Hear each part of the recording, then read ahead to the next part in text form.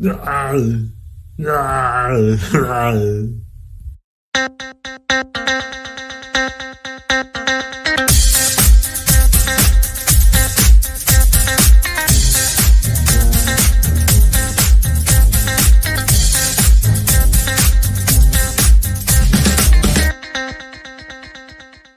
LS11 Universe, it's Zander. Ray will be here shortly.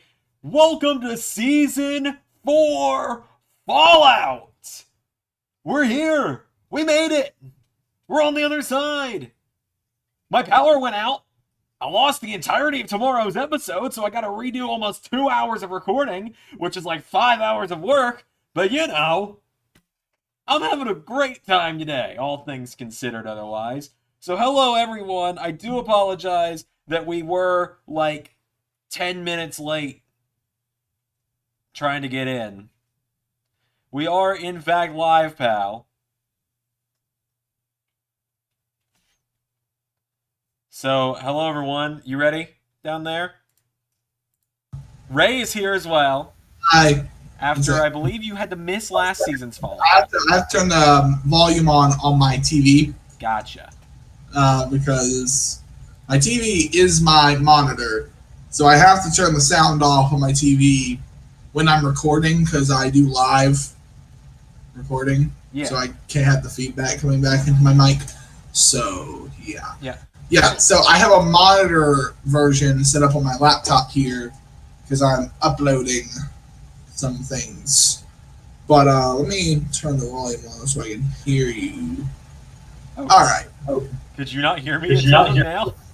Yes. Okay. So yeah, Ray, I think you had to miss last year's season Fallout because I think you had to work. I recall being there. Okay, you had to miss the 3-year anniversary. That's what it was. Yeah. But yeah, I recall being at last year's Fallout. Ray, I gotta ask you, does something about all this feel a little old?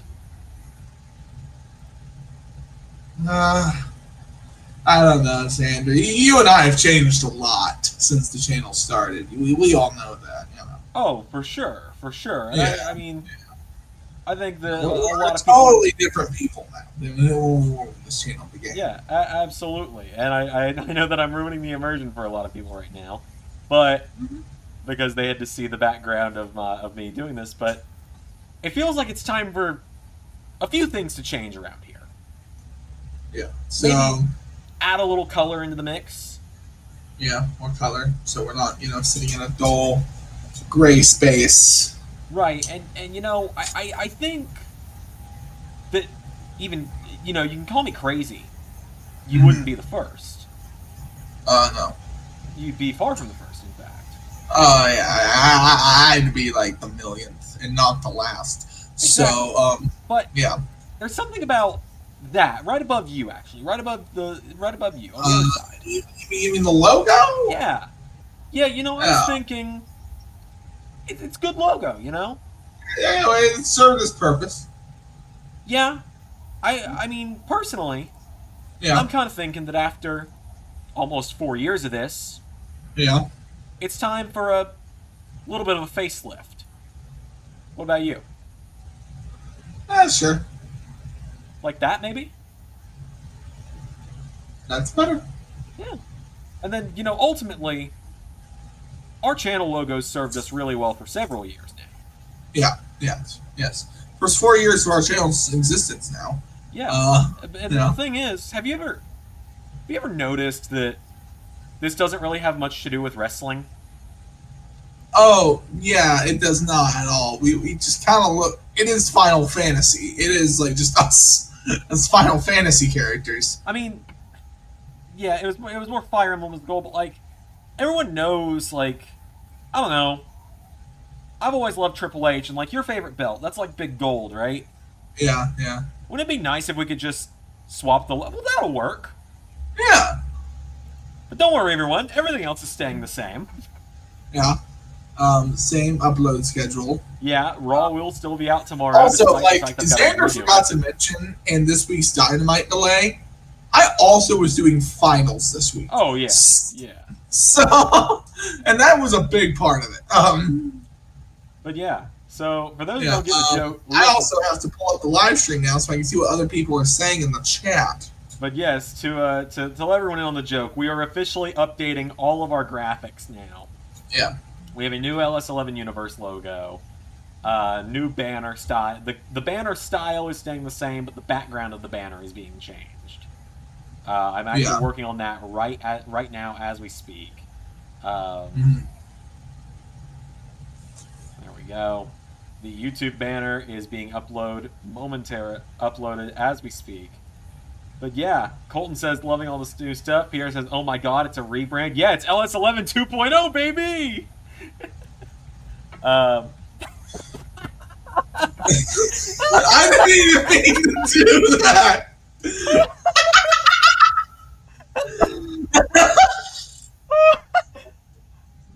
It just came in at the perfect time, too.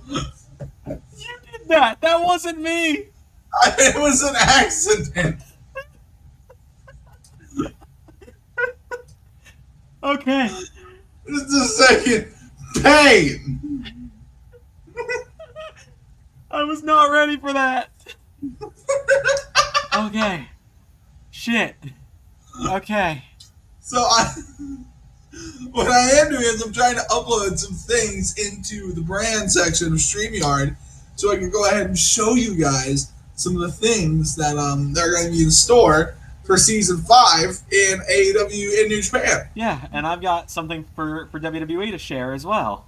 So Yeah, I gotta get that uploaded real quick. Holy shit. I needed that. I was gonna go start drinking otherwise. Also, everyone in chat, starting with Zach, was starting about saying that they can't believe that Drew pulled a Cody in the main event, referencing this year's WrestleMania main event from the real world. Which that was kind of loosely what that finish was based on. Yeah. But yeah, so we made it. We're on the other side. Season we're on the other side of Season 5. Or Season 4. We're now in Season 5. And, yeah. Look how far we've come. Yeah. Who'd have thought? Not me. Like soon we'll be able, because we say we're in the 4th year. We're in the 5th season, about to be the 5th year. But now it's really weird how long the channel's been going on, because now we've also as my dad's friend said, we've added lore. Yeah. And so we've just gone to this Tolkien level of being but before just we have, yeah. The whole retro series needs to start with Zander as a wizard in a cave somewhere, just but before. Right. I don't think it's gonna be me doing the retro series though. I think 2004 SmackDown's got a different host. In fact, I'm pretty sure he's here right now to talk about SmackDown. Hey everybody, good old JM here, Jacques Maverick here to talk to you about WrestleMania 2004 coming out next Saturday. We got a great card coming up that day. Okay, I'm being told to get out of here. I bought a cowboy hat for that. And then Ray was like, shouldn't it be a beret since Jacques Maverick's French? And you're like, shut up, Ray! I wanted a cowboy hat. But yeah, no. So there's a lot to talk about. During the stream, I will also be finally updating Masters of the LS11 Universe standings. I haven't done that since the Royal Rumble. So we will have the Masters of the LS11 Universe winner announced by the end of the stream. Also, everyone, be sure check the pinned comment in the stream. Go submit your votes for the end of season awards. We're going to be here for probably about an hour and a half or so talking. Yeah, And then I gotta go back and re-record half of fucking Raw for tomorrow. I'm so annoyed by that, man. Oh, I know, man. I left my house to go get food. I was like, oh, I can just leave OBS paused. It'll be fine. Knowing good and well, I gotta edit Raw anyway. Yeah. But we're getting a lot of love on WrestleMania. I don't know. Does this to you feel like the best WrestleMania we've done so far? I don't know. It's weird because I still feel like last year has that for me. I see. That's the thing about season 4 that I think is going to be really tricky looking back on it. Yeah. Is I think in some ways it is the best season we've done. Yeah. In other ways, it's not. In the sense that I don't think that. I think the worst storyline of season 3 isn't as bad as the worst storyline of season 4. Okay, Pertel, what was the worst storyline of season 4? I'm not really. I'm talking about just unmemorable storylines altogether. Okay. Like, and there are those. There are like really like just like storylines we did that no one remembers, and we don't even remember that much. Sometimes we literally come out and go like, "Oh yeah!" Like that happened. Like, yeah.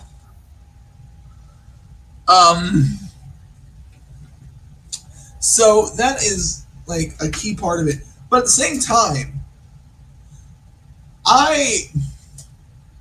when I came to you, and I think this will be a big discussion, so I'm just going to go ahead and have it now, with my idea for the 6, and because I will say Zander has done a really good job adapting it, and I really like how Zander voices Cody in it, and I really like very much how Zander's contributed parts of the 6 storyline. Okay.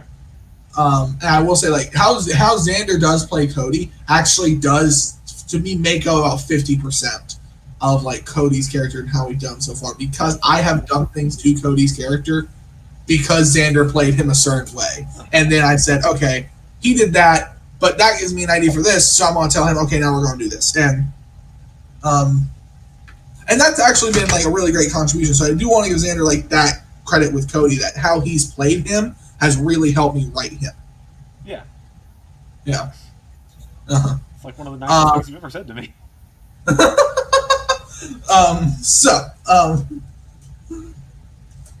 It's true. But so where that comes in though is I do think the 6 is the best storyline at least I've done.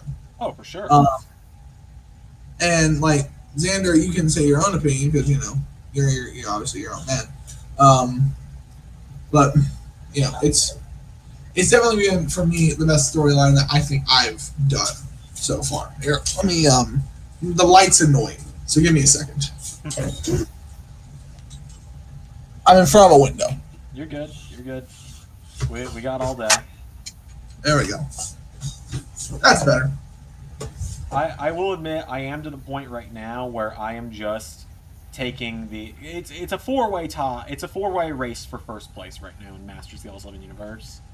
I'm only taking the scores of those 4 people right now because I've missed so many shows. There's no way anyone could have caught up to them, even if they'd clean swept those shows. Yeah. Those 4 people being Zane, Colton, Zach, and Pierre. Yeah. Next year I will try to be better about being on top of this. But at the same time, like at a certain point, like this has happened a few times where it's like at a certain point in the season, it's going to be 1 out of like 5 or 6 people.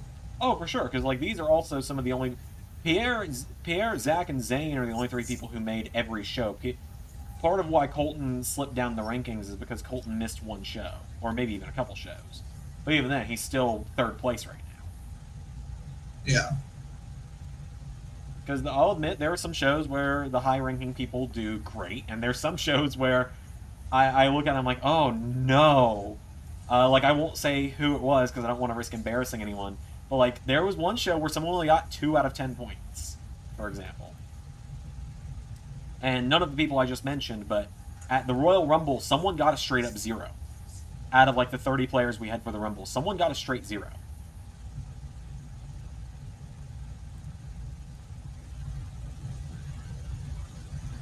But yeah, so the six, as Pierre said, the 6 is your bloodline currently, and he's right. Yeah, JPW. Yeah. Hi JPW. And what I will say is that is like the big storyline to reason a lot better than us. It's the bloodline. Oh, for sure. Yeah, for sure. But I didn't want to do the bloodline storyline as part of it. Yeah, well, that was before, like, well, it wasn't before. I don't know. The product's gotten a lot better and a lot more bearable. And so now, like, I'll pay attention more to what's going on. Yeah. And there was a couple of years there, Xander, you know this, I did not know what was going on because, for the most part, it sucked. And it just did not make me happy watching it. You're right. So I didn't. I agree. So that's wrong. All right, I'm finally on to WrestleMania now in terms of Masters of the LS11 Universe. I think from here on out with Masters of the LS11 Universe, I'm going to keep it in a internal spreadsheet instead of releasing the results live to everyone. Because a big part of it is so many people just don't get their points added together because they just don't use the same name over and over, or they throw away their round by doing a shit post for their name, like calling themselves Yes or IDK.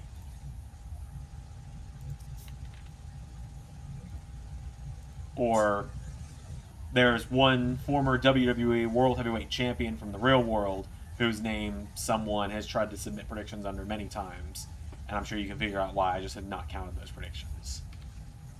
Oh yeah. But yeah, no, it was a really fun season. Was season 4? I had a lot of fun doing it, for sure. The 6 has definitely been my favorite thing I've gotten to do. And I won't say when you let me take control of it, because that's not how I mean it at all. I more so mean when the reins are loosened up just enough for me to have some wiggle room with it. That's when I have the most fun with it.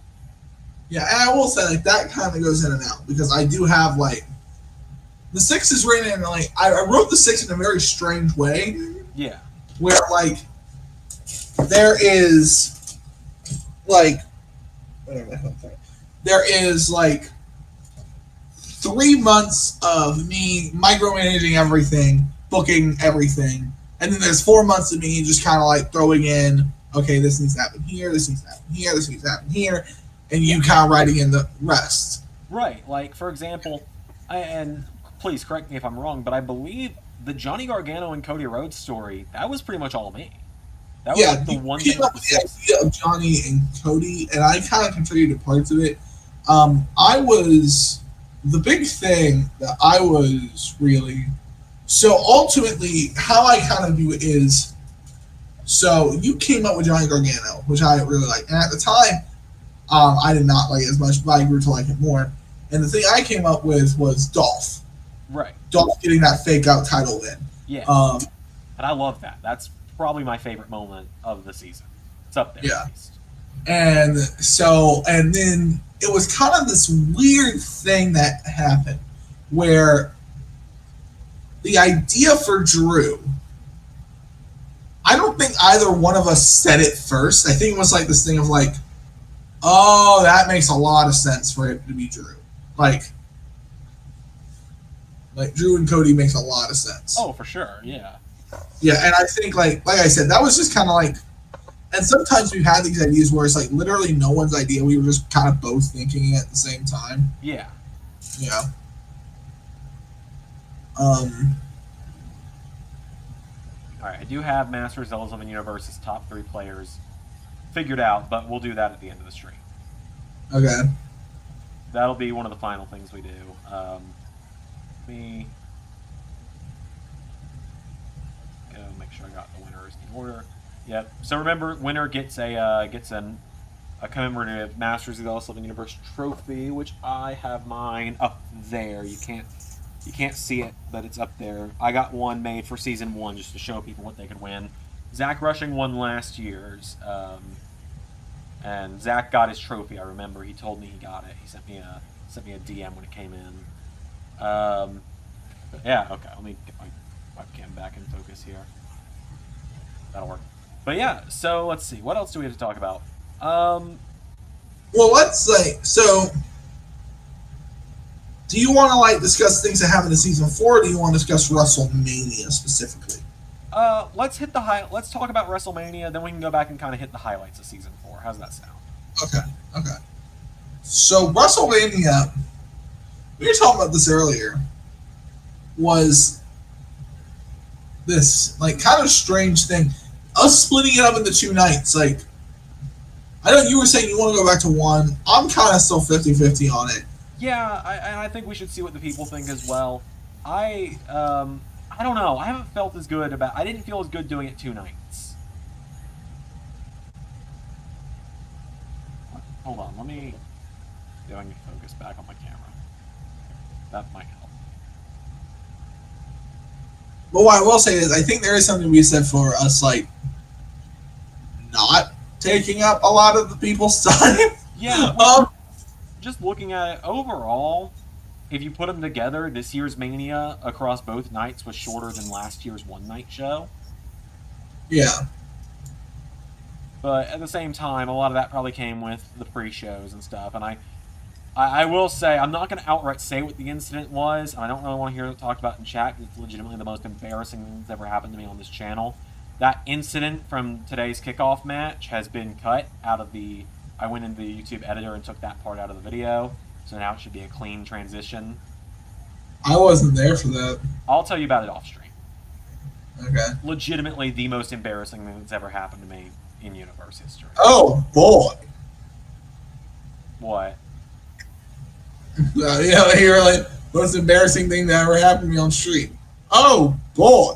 And I've worn a Scarlet Witch costume on stream. That still wasn't as embarrassing as this was. But Zachary Pugs asks, there are only going to be 5 series in Season 5. There will be 5 videos a week in Season 5. Raw, Retro SmackDown, or whatever the Retro series is at the time, Dynamite, Impact, regular SmackDown, and then pay-per-views on the weekends. Yeah. But yep, the Retro SmackDown starts a week from Tuesday. WrestleMania 20 comes out in 6 days, which I gotta commentate that, so that's gonna be fun. Yeah. Yeah, so another fun part of WrestleMania to me was like we really I liked the card, but we had a lot less of it figured out than we did the previous 3 WrestleManias. Oh, for sure. Like that AJ versus Edge versus Braun match, I pitched that to you like 2 weeks ago. Yeah, and honestly, I don't know how I felt about it, because what happened was we actually, I would say, built a majority of the season around the build to Forbidden War. Yeah, for sure. Things that were heading towards Forbidden War. Yeah. And I think that will be the thing that's most remembered for season 4 is the first Forbidden. Yeah, and we are doing a second one. Yep, Forbidden War 2. Yeah. The Revenge. No. But so we are doing a second Forbidden War, and then so after Forbidden War wrapped up, we knew Cody and Drew was going to be the main event. Yeah. We knew Roman and Rock. We knew Bray and Cena. We knew, what else did we know? We knew Asuka and Asuka. Alba. Yep. Yeah. I don't think we knew. And you knew Bronson and Tyler, because I think you came up with Bronson and Tyler shortly after the reboot of NXT was canceled. Yes, because I liked the matchup, and it was damn time Bronson Reed finally got gold. Yeah, which honestly though, man, watching both matches, because the fun thing is, that is the one match of the NXT reboot that did get recorded. Yeah. So it exists. Really? Yes. Maybe. Somewhere. I think I might have it. But I honestly think that's honestly one of the... it was a really good match. I remember it being a really, really good match. And I was literally sitting there like, this might be a match of the year contender. And now I'm like, and it's just not there. So if it is there, I might put it behind the paywall. If you all just want to watch it.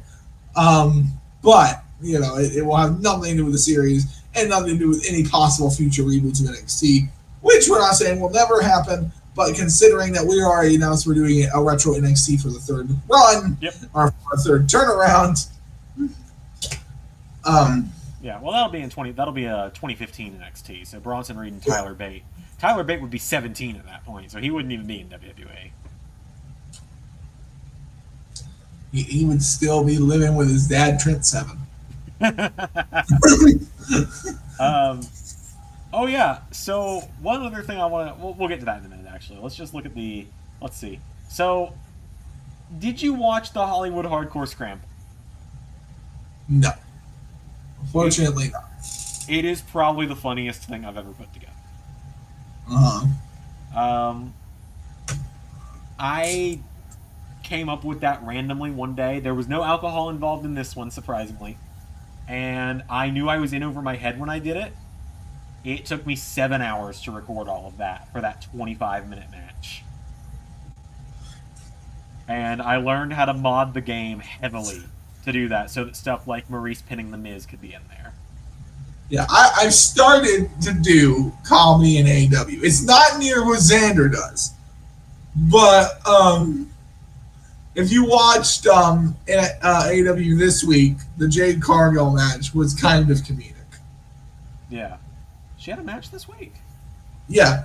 Who did she fight? Oh, Ruby, right? Yeah, she had a match with Ruby Soho. Okay, I went through and did the win-loss yesterday and completely forgot if I'd done that or not. Yeah, it was like literally 20 seconds. Yeah. Okay, so I kind of want to just go through Mania match by match here, and we'll talk about anything that we want to talk about with it.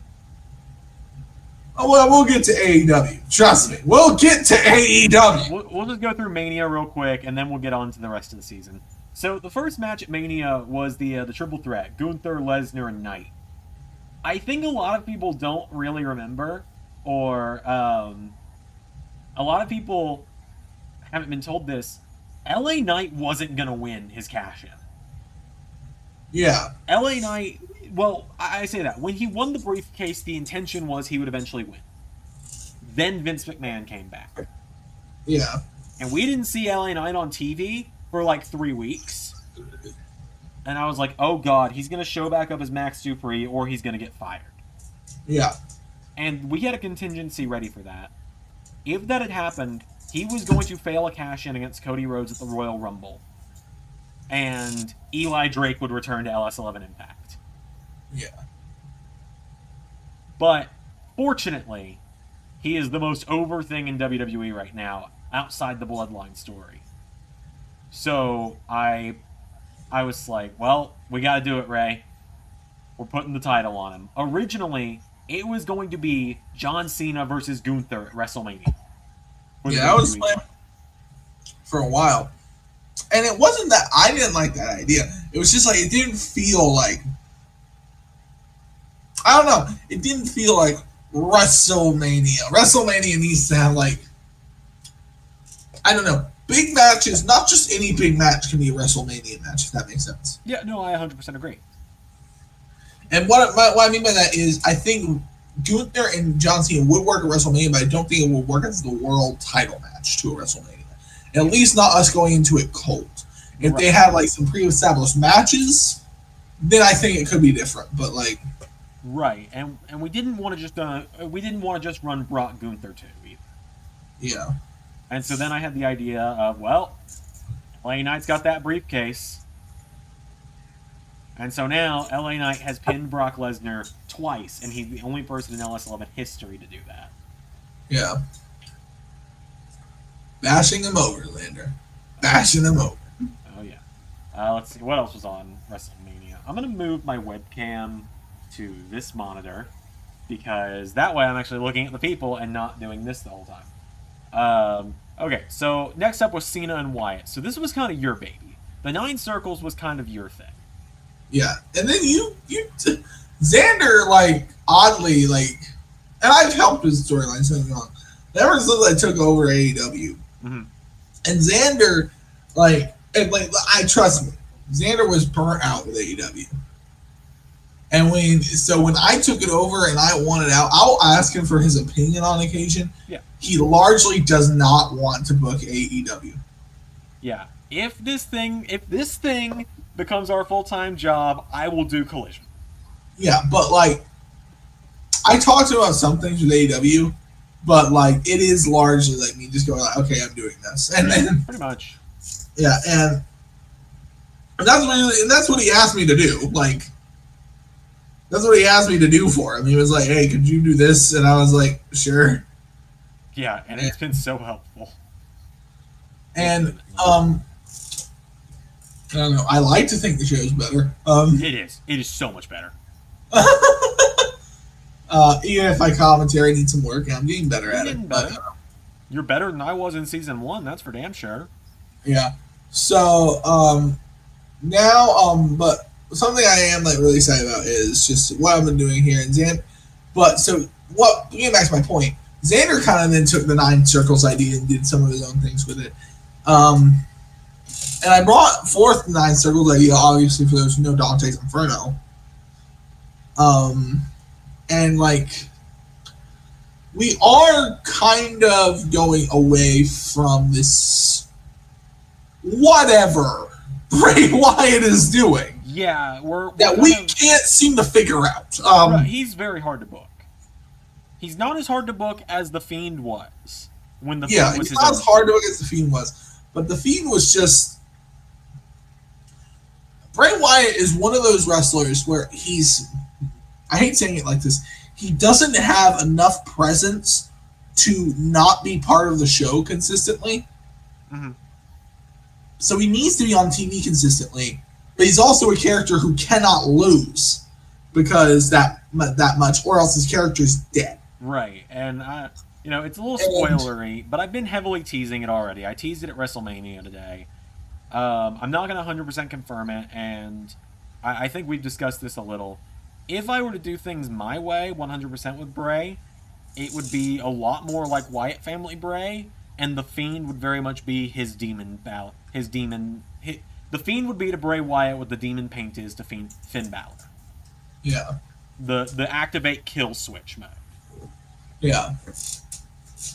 Which, that might happen in season 5. You'll find out. We haven't thought much about it. Yeah. I've got Backlash mostly booked. That's about it.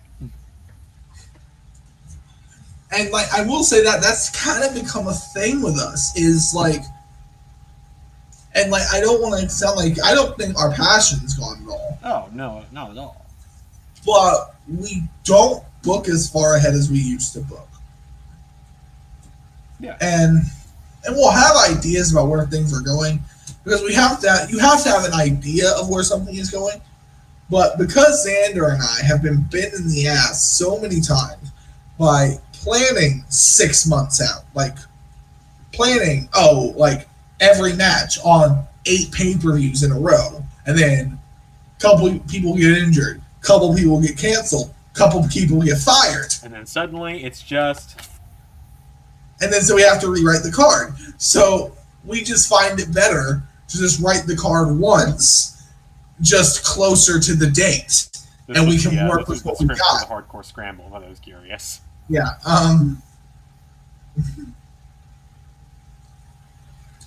And like, if you want a perfect example of that, I hate saying it, Bound for Glory, the first one, with the whole shit. Yeah. The first Bound for Glory. Yeah. Jeff Hardy! Oh my god! Yeah, Jeff Hardy was always the plan.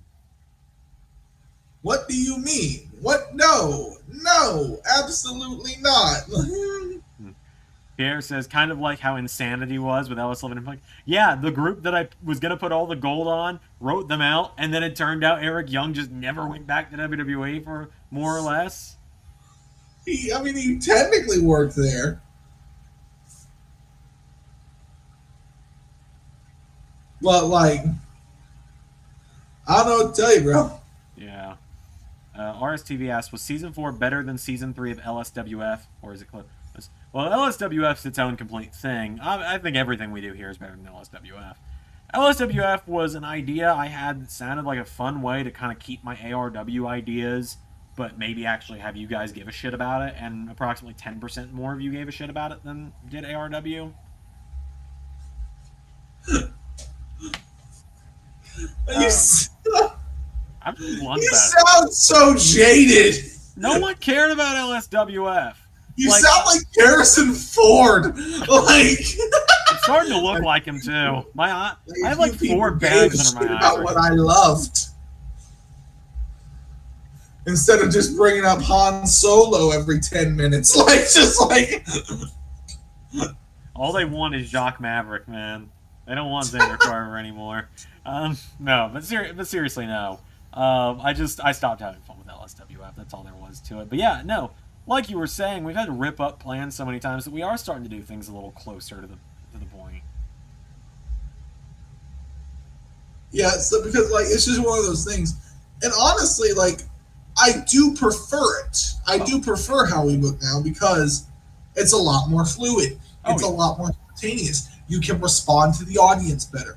You can book people better because even if you say to yourself, I'm going to be flexible. I'm going to be able to change my plan. The second you get a plan in your head, you're going to start being defensive of it. Oh, yeah, yeah.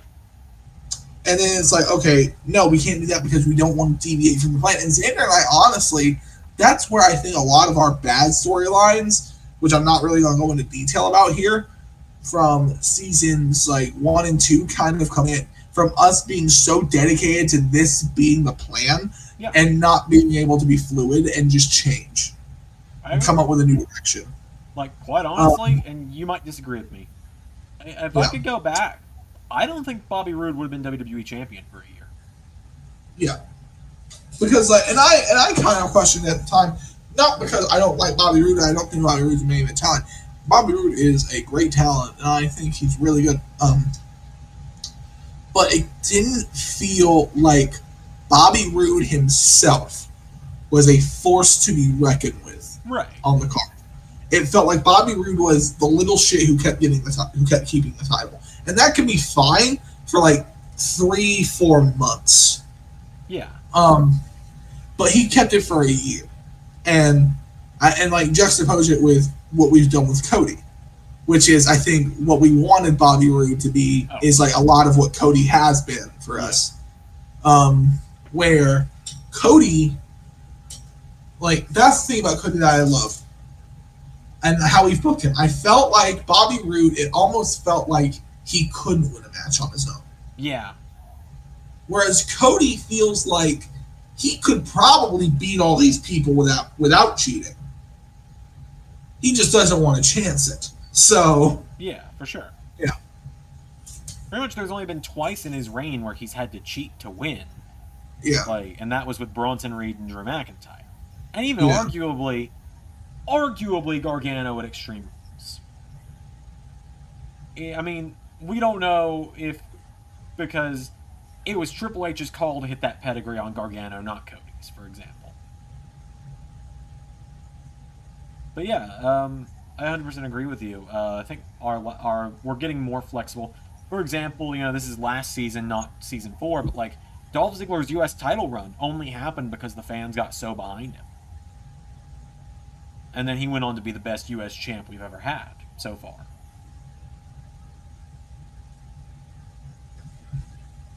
Right. So, yeah, and honestly,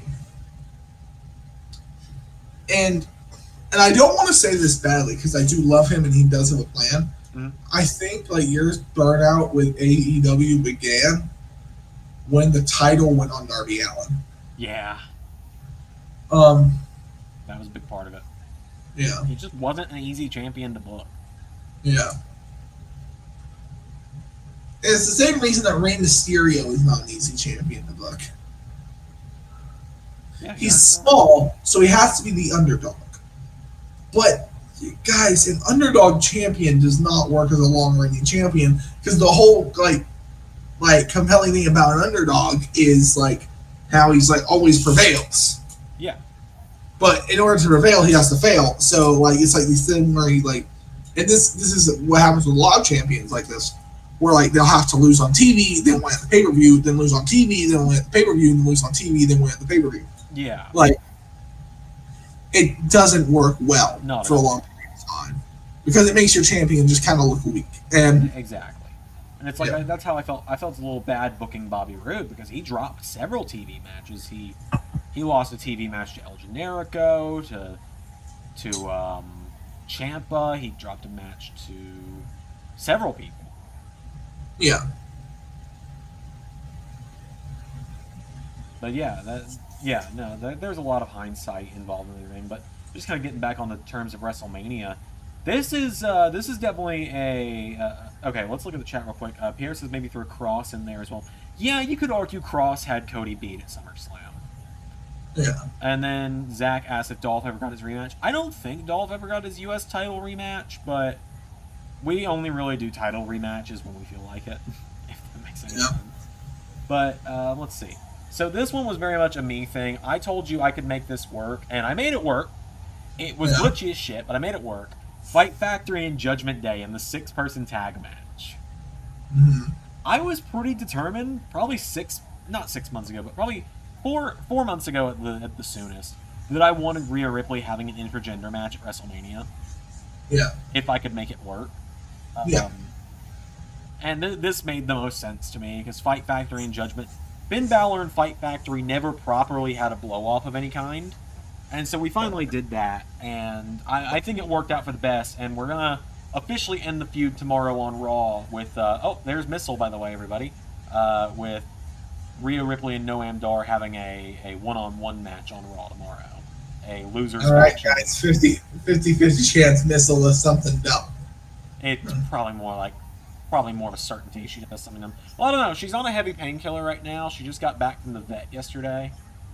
That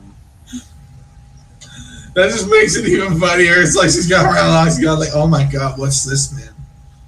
Okay, I'm gonna go over here now, man. Okay, she's behind the TV. It's fine. But yeah, no. So that 6-person tag match was a lot of fun, and I had to keep my lips so tightly sealed about it. I said we were doing something so different at Mania that we'd never done before, but I couldn't tell anyone. And then I kind of wish I'd premiered that episode of Raw, because I would have loved to have seen a live chat's reaction to, I wasn't talking about Dijak. Camera pans over and Rhea just, boom, knocks out Noam Dar. Because there was no way anyone knew that was coming. But that was just a lot of fun to do.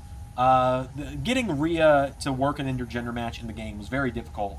Now it turns out it was super fucking easy, and I was just being an idiot. I've learned how to mod characters in like a champ now. It's great. But yeah, so there's not much to talk about on that one. I don't want to spend much time talking about Logan Paul versus Bobby Lashley. We'll just both admit you made me do it. And carry on. Hey man, in the chat, it was over. Shockingly. Annoyingly. I mean, it kind of works as a Logan Paul feud. I will say that Logan tapping out in the Hurt Lock and me just bluntly going, there is a God. This is proof. Is one of my favorite commentary calls I've ever done.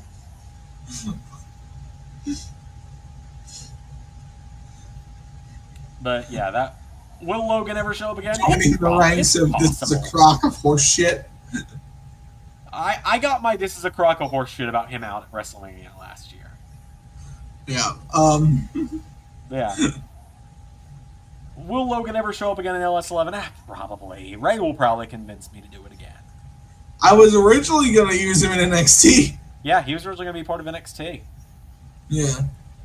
And the match at NXT at this past NXT, which would have been what was I trying to do? Okay, anyway, it would have been NXT, and it would have been Logan Paul versus Dominic Mysterio For the North American title, right? Yeah. How do you feel with Dom winning the North American title in real life recently, by the way? The same way I feel about Ricky Steamboat apparently joining AEW in some capacity now. Vindicated, but also annoyed. Yes.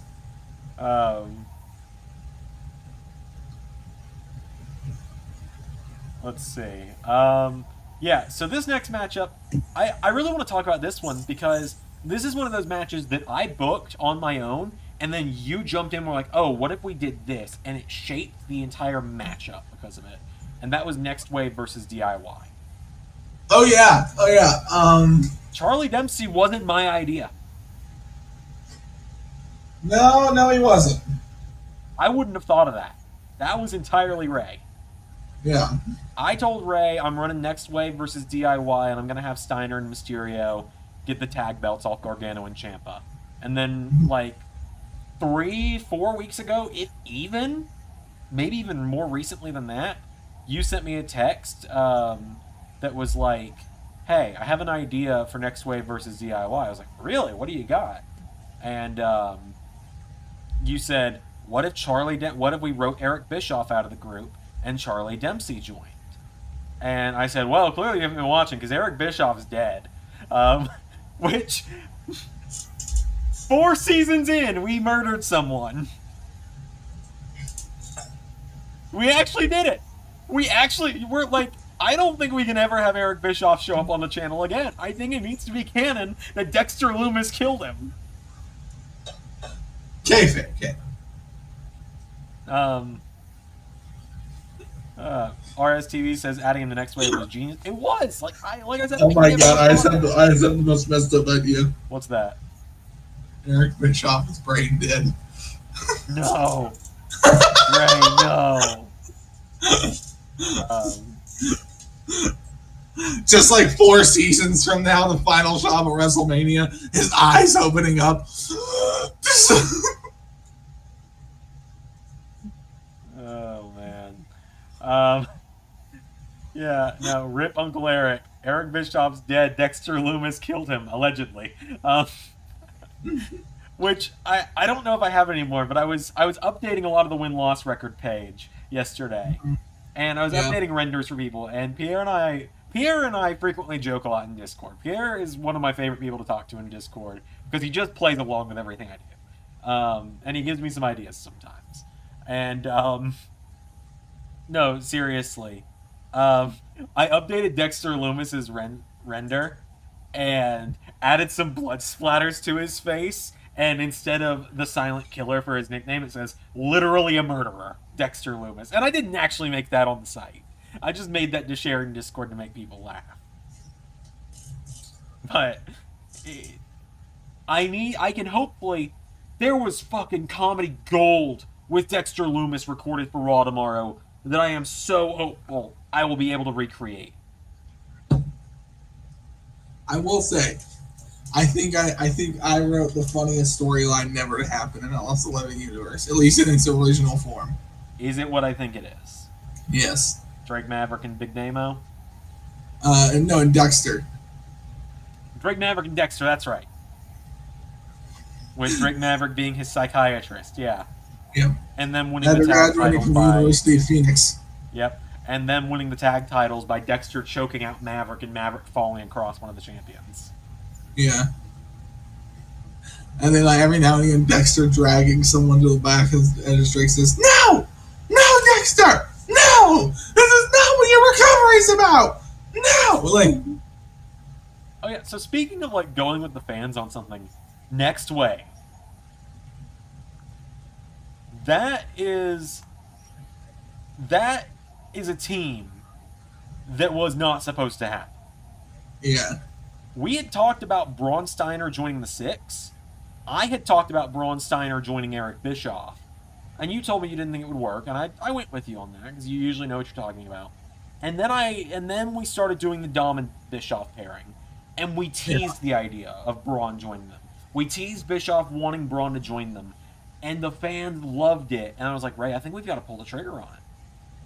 Yeah, and I said sure, and then I kind of like had this idea where I was like, okay, This was like kind of like what led to the next wave. I was like, I feel like there needs to be a third guy. Yeah. And like what I was thinking was like the Freebirds, okay? Yeah. And I know Zander does not watch much old school wrestling with the Freebirds, but you have gorgeous Jimmy Garvin, and you have Terry Gordy, right? And a lot of ways, Dominic is like gorgeous Jimmy Garvin, and a lot of ways, Braun is like Terry Gordy. Yeah. Like Jimmy Garvin always got the heat. He was the shit talker. He was the smallest one with the biggest mouth. And there actually was a fourth Freebird for a time, but I'm not going to get into that right now. But And then I was like, we need a Michael Hayes. We need like a third guy to kind of like complete the group.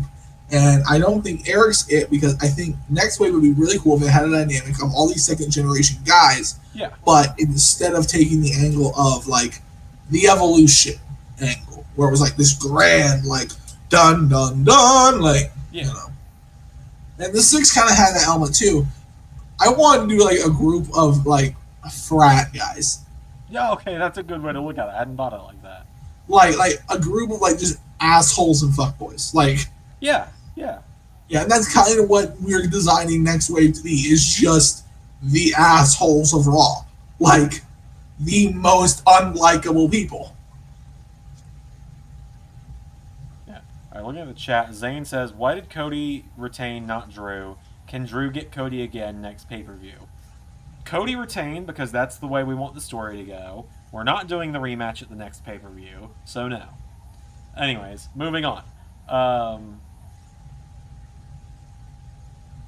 But yeah, no, you're right. I had not thought of them as like a frat boy group. I never thought of that.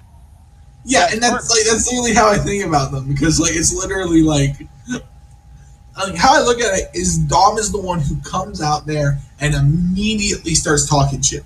Yeah. And then the second someone's like, "Oh, really?" He's like, "Braun, get him now!" Like, yeah. And Charlie functions as the wrestler of the group, like the one who's going to go in there and have like the really good match, because Charlie's a really good technical wrestler. Yeah, and he'll be having his first match on he'll be having his first match tomorrow on draft night. Yeah. But yeah, I am excited about draft night tomorrow. I'm gonna have to redo it, obviously, but I'll make it work. Let's see. Moving on the card, Asuka and Alba fire. Unfortunately, there's not much to talk about here.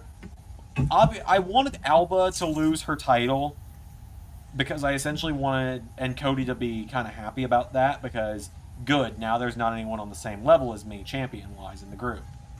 And we needed someone that made sense to be able to beat Alba. And Asuka and Alba just seemed like really good foils to one another to me. And I think you ended up liking that idea as well, especially when Asuka returned back in January with this clown makeup, and it's just really worked. But the night one main event of WrestleMania. How many WrestleManias now have we thought about doing this? A few. I know it was on the card last year. And then we didn't do it. Yeah. And then were we also going to do it in season 2, and then I convinced you to let me do Rollins Reigns instead? I don't remember. So for me, it was like, I forget who we had, but we always knew Roman was going into WrestleMania season 3 as the WWE champion. Oh yeah, and that changed a few times. And like looking at it, like, because we wanted so bad not to do what WWE was doing. Yeah. We're turning back to that. And Bobby Roode.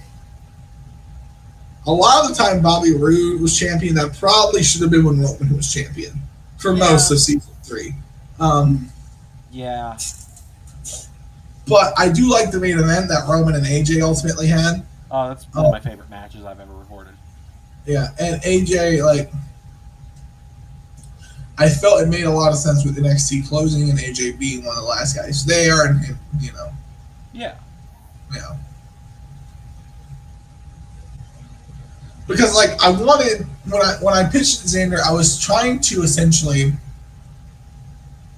not make the ending of NXT feel like it didn't have any impact and everything was kind of like, no, like things happened and like this fed in, and an NXT guy ultimately was the one who won the main event of WrestleMania. Yeah.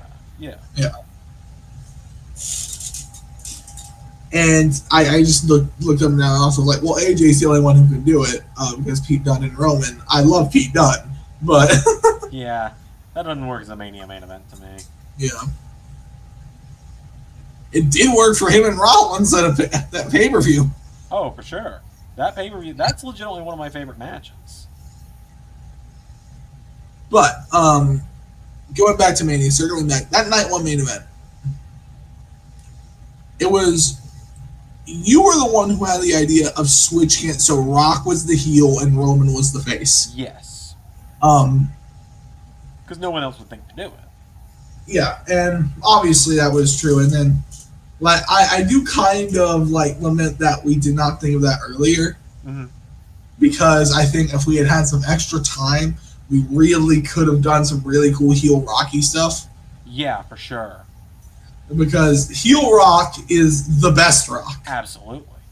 And like I wanted like I thought this a couple weeks ago, and I was like, I don't want to tell Zander because you don't have time to do it, but it would have been the most hilarious thing. Okay. Imagine if Rock came out there with a guitar.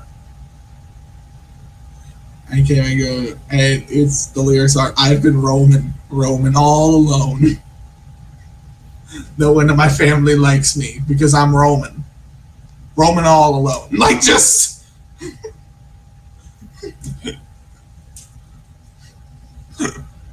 because, let's be honest, Rock singing is hilarious. Oh yeah, and doing Hollywood Rock in 2023 would have been insane. Yeah. But, you know, I think if we were ever going to do a storyline with The Rock, that was the time to do it. And I think we did a good time. Yeah. And the Batista special appearance, you know. I didn't even clear that with you. I was just like, fuck it, I'm doing it. I've wanted the Batista appearance for like 3 years. Yeah, and honestly, like, it was a good test for, like, can we do something with Batista? Because there has been multiple times where we've almost done something with Batista. Yeah, I wanted to do Roman Batista at the Rumble last year, and we went with Stone Cold instead. Yeah. I wanted to do Rollins Batista at Mania last year, but we went with Balor instead. Yeah. And for the very simple reason of, I don't like it when part-timers get the title match at Mania. I get that. I think that needs to be reserved. Now that we see how much people love it, are we definitely going to bring Batista back and do something? Oh, no, certainly. I mean, you guys will get to see Batista on Saturday next week. He might be part of Raw for SmackDown 2000 for the 2004 series, but we are doing both Raw and SmackDown on WrestleMania. Yeah. But you know, it was really fun, and then jump into night 2. Yeah, we jumped into night 2 with the title unification. So this was not the plan until probably 6 weeks. You'll notice that. Well, also, here's the thing: Rollins. I'm going to say this now because now we've gotten both events out of the way. Yeah. We were holding Seth Rollins in case Jay White signed with WWE. Yes. Because that was going to be the WrestleMania match of Jay White versus Seth Rollins. Yep, that's right. If Jay White had signed with WWE, it would have been Rollins and White for the IC title, and Jay White would have won the IC title. Yeah. And that would have been really cool. Ultimately, I'm kind of glad that this happened. I'm kind of glad Rollins, and because Bullet Club Gold has been one of my favorite things in AEW. Yeah. I'm like, that's not me saying, oh, Ray, you have to do Bullet Club Gold, because I know you don't want it. Well, also, it's not even a thing I don't want to. It's like, I enjoy Bullet Club Gold, but I know that you are also getting something out of Juice Robinson. Yeah. And there is a plan with Jay White.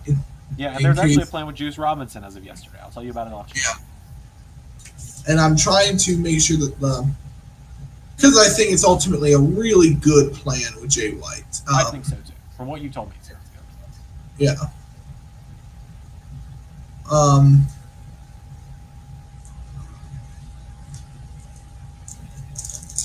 But yeah, so this unification match came about because, quite honestly, and I kick myself for this every day, back in November of last year, I was toying with the idea of adding another mid-card title to Raw now that the hardcore title was gone.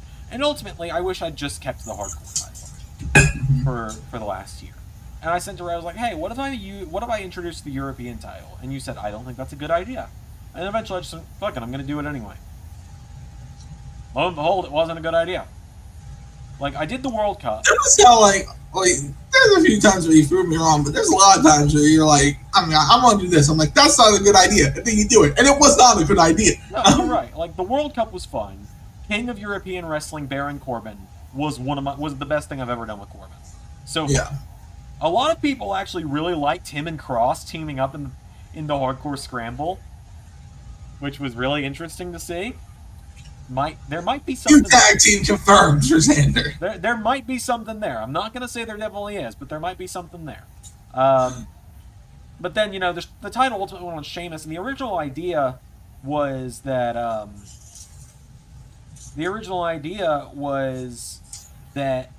it was going to be Sheamus versus Ilya Dragunov at WrestleMania, and Ilya Dragunov was going to finally win main roster gold.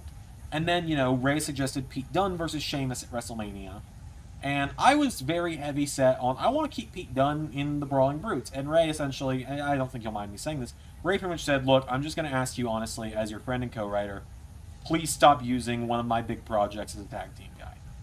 I said, okay, you got it.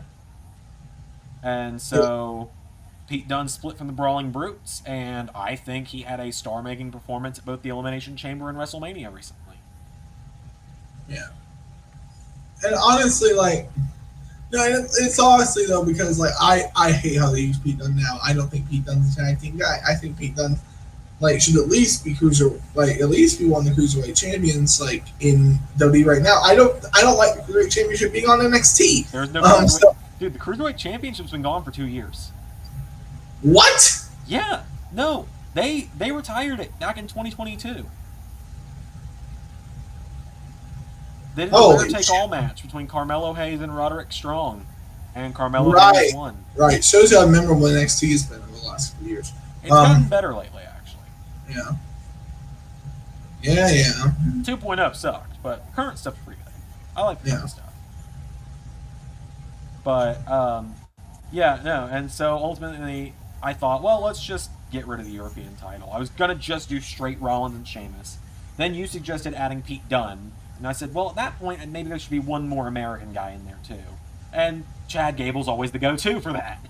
He really is. Yeah. I only need one more guy in this match, so I'm going to get Gable on the phone. And ultimately, Rollins was always going to be the winner of that. The SmackDown Tag Title match, unless you didn't have anything else to... No, not really. Yeah, so the SmackDown Tag Title match, we went back and forth on who was going to be champions going into this match, whether it was going to be Theory and Ricochet as champions going in, or Sammy and Kev as champions going in. I think Sammy and Kevin walking in champions ultimately worked a little better. Yeah. Because it was essentially... Go ahead. I don't know. I still, part of me still wants to be Theory and Ricochet as champions, just so he, have that big babyface moment and almost set up the idea that Drew's gonna win the gold too. Yeah, and I get that as well. But for me, it was kind of okay, they finally made it to the top of the mountain. Son of a bitch, they've got to deal with the 6 one more time. Yeah. King of the Continent, Seth Rollins. That's pretty good, Pierre. That's pretty good. Yeah. Which, of course, Seth will only appear with the titles on Friday, and that's it. Oops. What did I just say? I will announce right now that Seth Rollins and Bronson Reed will be swapping brands once more tomorrow. The U.S. title's coming back to Raw. The IC's going back to SmackDown. That just makes more sense to me for some reason. I think it's because the Intercontinental Championship, you think about it, and you think of the classic one, right? Yeah. And it's always blue designed. And you're just blue. And then it's just... Yeah, and then the U.S. title just feels like Monday Night Raw to me for some reason. Yeah. I know they've swapped them in the real world recently, and I'm fine with that in the real world, but for Universe, for some reason, it just feels like it's supposed to be this way around. Yeah. I say this, the U.S. title is going to be on the Retro SmackDown series. But yeah, no, Seth Rollins and Bronson Reed are swapping.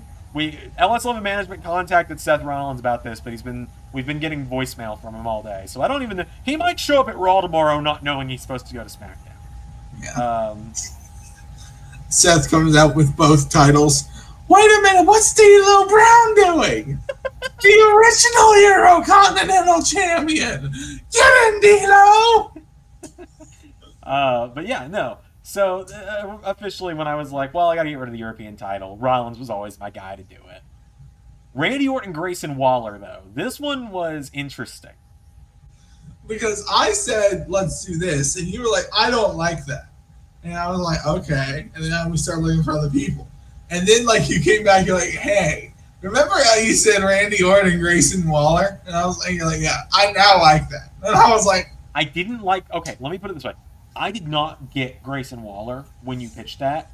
Now I get it, yeah. and I think that matchup, Grayson Waller didn't have to win that matchup to come out looking like a star. That was the goal. As I put it, it was sink or swim, and he just swam with freaking sharks. Yeah. Let's see. It's funny giving Randy that last thing if it is like indeed Randy's time. Yeah, and like we treated Randy like shit for the last 4 years, so. But that's what the retro series is gonna fix, Zander. Exactly. The age of Orton happens there. We've only got to put the title on it 14 times in that time. So many opportunities. Exactly. Bronson Reed and Tyler Bate, we kind of already talked about, so Bronson's the new U.S. champion. Exciting times. But yeah, Pierre says, oh god, Seth and Cody might be on the same brand again. Uh-oh, that could be bad. Sean's here. Hey, Sean. Okay, Triple Threat #1 Contenders match. There's not much to talk about here. I kind of had to push and push to get this one, and then when I suggested how I want to run things afterwards, you were into it. Yeah, well, it was also just like I understood the three needed to be on the card. Yeah. But at the same time, I was like, we've already done AJ and Edge as a filler match on a WrestleMania. Yeah, and then you add Braun Strowman to the mix, and the chances of it working drastic go down. But I think it really worked. I think a lot of people really, really liked the match. Yeah.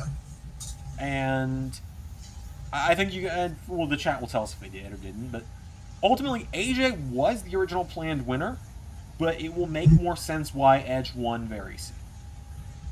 Edge and LA Knight going down in Puerto Rico at Backlash. I wish I had the match graphics ready to go for Backlash, because we've got 2 matches confirmed for Backlash now.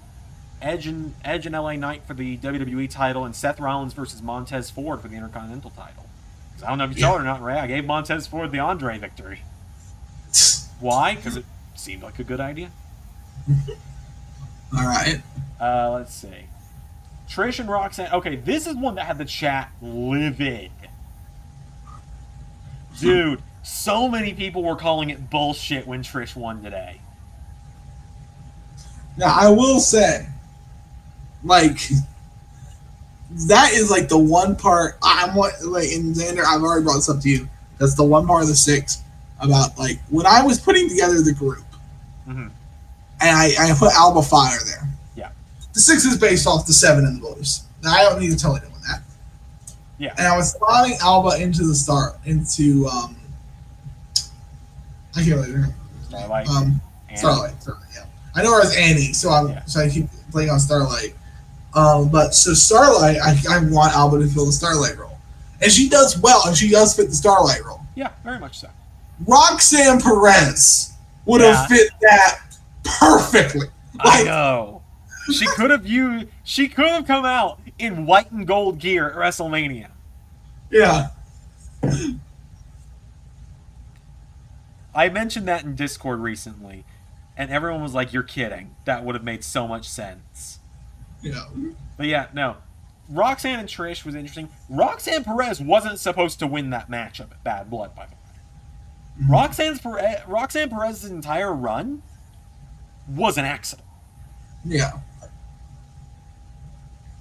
Now, I responded to your comment on the Night 1 kickoff telling you that, that guitar was the guitar weapon is a mod I made.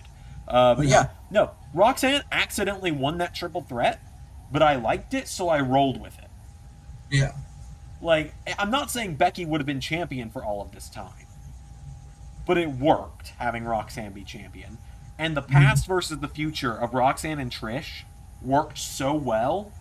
And that dive that Trish got out of the way of and Roxanne went head first into the floor told the perfect story of Roxanne wasn't ready.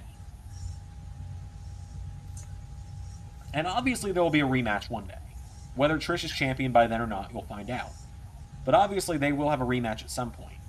And we'll see if Roxanne's ready that time. Yeah. The Women's World Champion Trish Stratus is going to be very fun. I'm very excited for that. I had already recorded the first part of it, and then my power went out. I'm going to be a little bitter about that tonight. Second to last matchup. This one's another one that we don't have much to talk about. Liv for Bliss versus Emma and Dana Brooke. Originally, Liv for Bliss was going to be Strike Force. It was going to be Ivy Nile and Shayna Baszler. But then Ivy Nile, who should have just been base game, if you were going to make the Creeds... Like, if you were going to make the Creeds base game, you should have made Ivy Nile base game. Yeah. And then the mod, or not the mod, but the DLC character for Ivy Nile just kept crashing my game for some reason. Yeah. She might work now. I haven't tested in a few weeks. Yeah. But we'll see what happens. But ultimately, that was a game of, Liv for Bliss got super over with the fans. So we wanted, on this very heel-heavy WrestleMania, we needed a babyface win. Yeah, obviously. Because, just looking at Night 2 alone, Trish won, Bronson won. You could consider Seth's more of a tweener than a heel, but he kind of turned heel when he hit Gunther in the dick. But yeah, and then ultimately the main event came up, and we've talked a lot about the main event already. So yeah, I do think this was the best main event in LS11 WrestleMania history so far. Yeah. And we already pretty much know the main event of next year's WrestleMania. Yes. And I'm gonna leave the jury out, and we have the whole year to book it. I don't think it's gonna live up to season 4's main event. Probably not.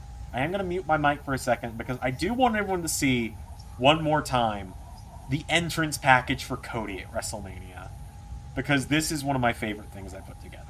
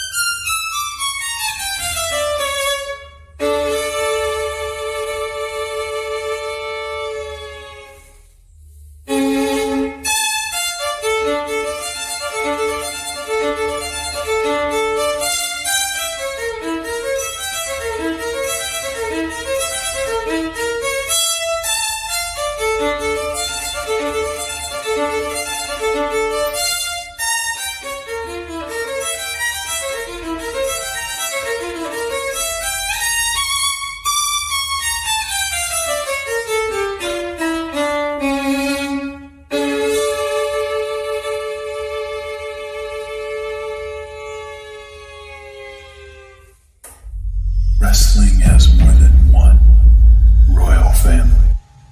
I don't know. That just felt like Drew's Broken Dreams video. I couldn't get that to load in the StreamYard. Drew's Broken Dreams video is my favorite video package I've ever done. Yeah. So yeah, that kind of concludes this time about WrestleMania. So, should we move on to AEW stuff? Yeah, you can go ahead and start on that. I'm gonna go get a beer. Okay. I don't have control of my laptop anymore, so it dies. I'm gonna wait for you because you have now queued up the graphics. So. Yeah. You can go ahead and start talking. I'm just getting my glass. Okay, so as we all know, I took control of AEW. Yeah. Yeah, and it was really fun to do it, and it was a lot of thinking about Double or Nothing, and it was a lot of things like that, and it was.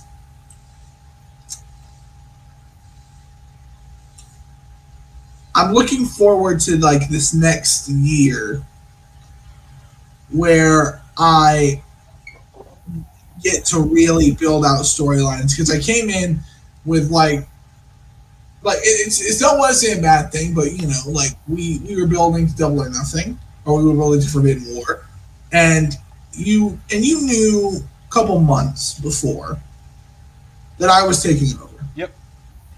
I think I knew by Full Gear. Yeah, that I was going to be taking over the show.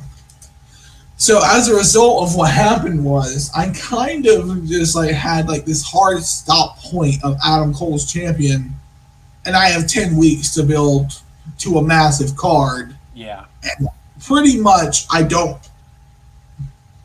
And for the previous month, because Full Gear was 5 weeks, it's been a while. between Full Gear and Double or Nothing, or Full Gear and Forbidden War. Yeah, it was 6 weeks because... Yeah, it was 6 weeks. It had been a long period of time. So basically, I kind of was coming into a cold AEW. Yeah, a little bit. Where it was like, okay, all these feuds have concluded from Forbidden War. You cannot use half the people from them because they're all WWE people, so they're on WWE shows. Yeah. And now you have to build out your card from there. And so, like, I arrived at MJF and Adam Cole pretty early on. Mm-hmm. And then it was, like, the process of, okay, find something for CM Punk. And I will say, like, one of the funniest things to me has been me popping you with Malachi Black beating CM Punk at the buy-in. Yeah, legit did not know it was happening. Yeah. And, like, you thought I was literally just going to, like, bury Punk or bury Malachi Black and just let like, Punk you're going to stick a third loss to this man in a row? Yeah.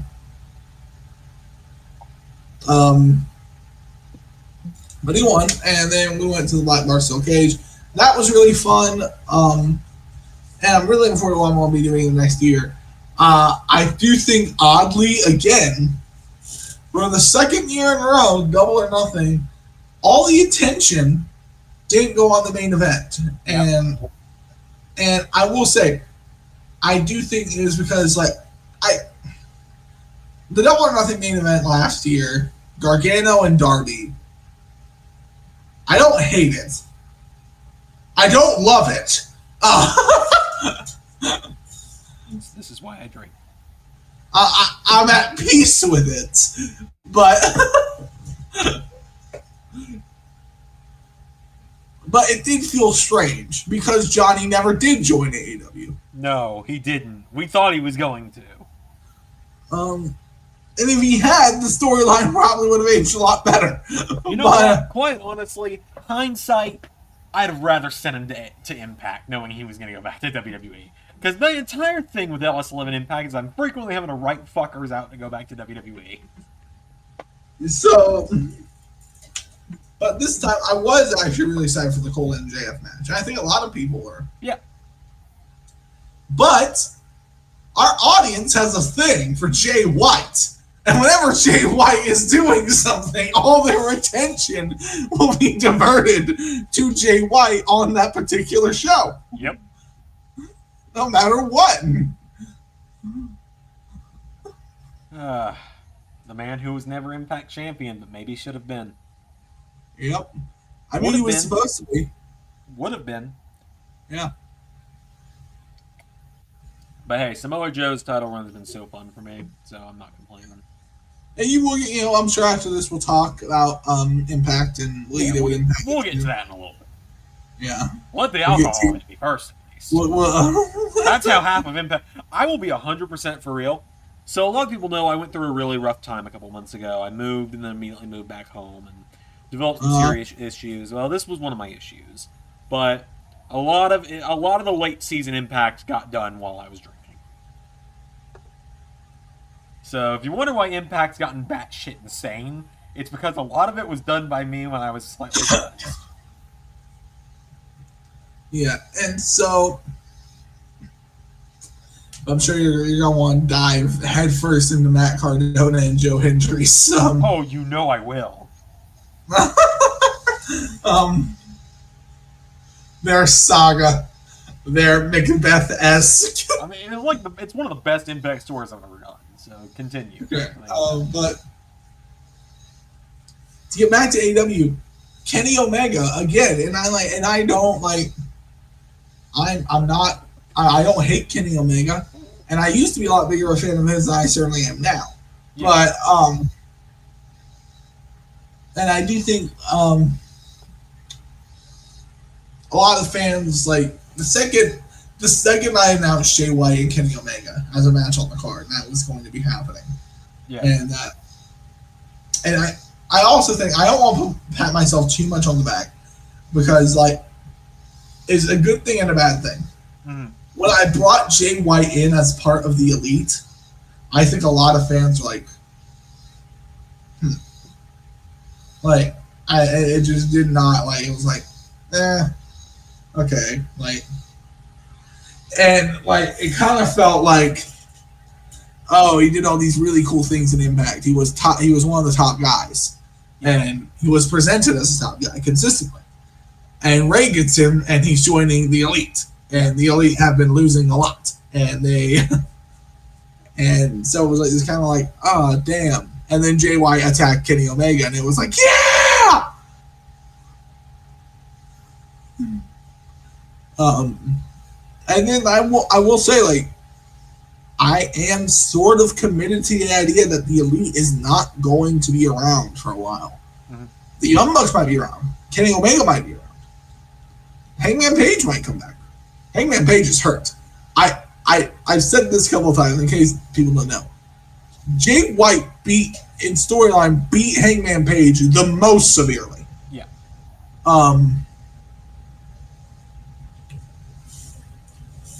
So yeah, so it was kind of like this really cool thing to have Kenny Omega and Jay White. And then came the storyline that I wasn't suspecting that would actually catch on, but a lot of people actually did like it. Yeah. And that was the Dragon Reborn storyline. Yeah, I love that one. Yeah. Which, like, obviously tied majorly into MJF and Adam Cole's storyline, you know. Yeah. So it was a fun process. Yeah, for sure. And to answer Sean's question real quick, you'll find out on Friday. Yeah. So the reads in the chat, Austin Theory stock went up for Cody. Yep. Oh, for sure. It was awesome. Yep. Been liking Identity Crisis MJF. Identity Crisis MJF for you is what Midlife Crisis Robert Roode was supposed to be for me. Yeah. And because Zander, he had like a seedling of that idea with MJF adapting the AA into his arsenal. Yeah. And I was like, when I sent you that shirt design I came up with, a part of me actually wants to try to sell that on the LS11 shop. I don't think we can legally do that. I know, unfortunately. I do think it falls under parody, though. So if we did a red bubble, we might be able. Yeah, because like so many people when MJF had that Better Than You shirt, and it was like the Cena 08 Hustle Loyalty Respect style shirt. Everyone was like, yes. It was pretty good. Yeah, and then MJF got the gear, and I do like his newer gear more that I came up with for the Double or Nothing match. He will continue with that camo trunks and the "You Can't Sign Me" on the back, which is so good. Which, if you want me to, I can make it where it's like the John Cena "You Can't Sign Me." Sure, you want to do that?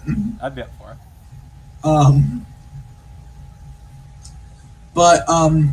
So for those who are interested now, I'm gonna ask Zander to cue up the graphic of the plan for Zander. It's in the brand. It's at the bottom. Okay. You see it at the bottom. Oh, New Japan. No. New project. Yeah, new project. So this is kind of where LS11 Universe is going to go in season 5. Yeah. So as you can see, it's Revolution will be the first pay-per-view, and like the special that will be immediately preceding that event is below it. So AEW Grand Slam at Arthur Ashe, right there. All in London and Wembley Stadium. That is the big show for me this year. I'm kind of treating that as the WrestleMania for AEW. Yeah. TBA, I have an idea for a special, and I'm actually going to talk to Zander about this after we get off here, but I'm not completely sold. I'm replacing, and I came up with this like 10 minutes before we came on. Yep, I was literally pulling in my driveway when you told me this. Yeah, and I was like, I'm so shocked about how easy it was, because neither Zander nor I really like the name Full Gear for a pay-per-view. And I was like, so we've been trying to think. I came up with Decimation. I came up with a couple other things. And I was like, why don't we just do the video game, AEW Fight Forever? as a pay-per-view. It's pretty good. And so that's what we're going to be doing. And before that will be Winter is Coming. And obviously next season, what I've already done this season, Double or Nothing. Before that, the Buy It. Yep. Yeah. All right, you're going to say that. Okay. Should we also... We'll get to that later, actually. We'll get to that when you talk about New Japan. Yeah. I feel like, and so I'm really excited about that schedule. Like, obviously, I do think some, like, context is needed. And I have told Zander some matches I have for All In at Wembley. Yeah. Yeah. And I'm excited for it. It's going to be good. I'm looking forward to it. Because it does feel like a lot more like a very much different, unique card that does, you know, that presents a different version of what I like about wrestling. And, like, I'm not trying to say, I don't dislike the Young Bucks. I don't dislike Kenny Omega. Like, no matter, like, how much, like, people actually think I'm some sort of, like, Punk Cornette stan, I'm actually not. I do find value in Jim Cornette's opinion in the same way I find value in any person who's been in the wrestling business for 4 decades opinion. Yeah. Like, he wouldn't be as successful as he is and was if he didn't have, like, some idea of how wrestling is supposed to be done. And CM Punk, honestly, like, I know a lot of people hate him. It's if you disagree with me on this, I'm not gonna fight you on it.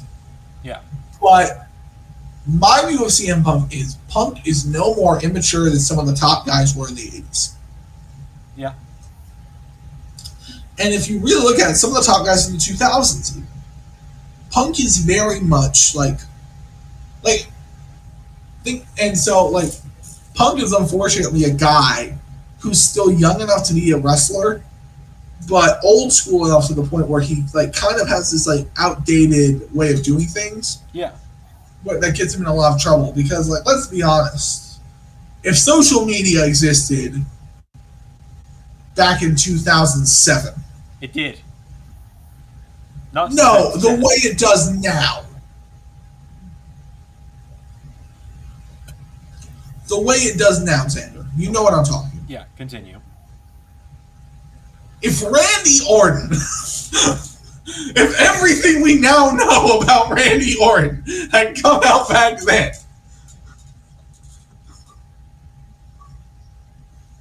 with the gym bags and everything else, do you think, like, it's kind of worse than what Punk did? Like, what did Punk do? Fight some people and bitch for 20 minutes at a press conference. Fair. Okay. That's an average Thursday for me. Alcohol was the right choice, folks. But Randy Orton took a shit in someone's gym bag. Like, I'm not trying to say Punk's a saint, but he's never snooped as low as bag shitting. Oh my god. That's not something I thought we'd discuss tonight, but... So, hey, yeah, that's where Randy Orton will be seen on Saturday. Shitting in gym bags. Anyway, Randy Orton versus The Rock, WrestleMania 20 this Saturday. Gym bag on a pole match. I'm out. Taylor agrees with you, though. He says you're not incorrect. But yeah, anyway, moving on with AEW. You got anything else to talk about with AEW? What Forbidden Door counts as pay-per-view? I count it as night one in Maybe Forbidden MSG. War or Forbidden Door? Because He I'm means not war. doing Forbidden Door. He means war. It's just an easy typo to make, Tim, when we call it something different. I make the mistake sometimes too. I always consider that night one from MSG is a WWE show, and night two from the Chicago United Center is an AEW show. Yeah. That's how I counted it in the end of the year awards, at least. Yeah. Which, now, we need to get on, because I haven't talked about everything I want to talk about. Jade Cargill, something I'll get in more detail about later. But I realize we've been here for a while and we still have things to get through and the end of year awards to get to. Yeah. So I'm going to let Zander talk about Impact. Yeah, okay, well, okay, Impact. Okay.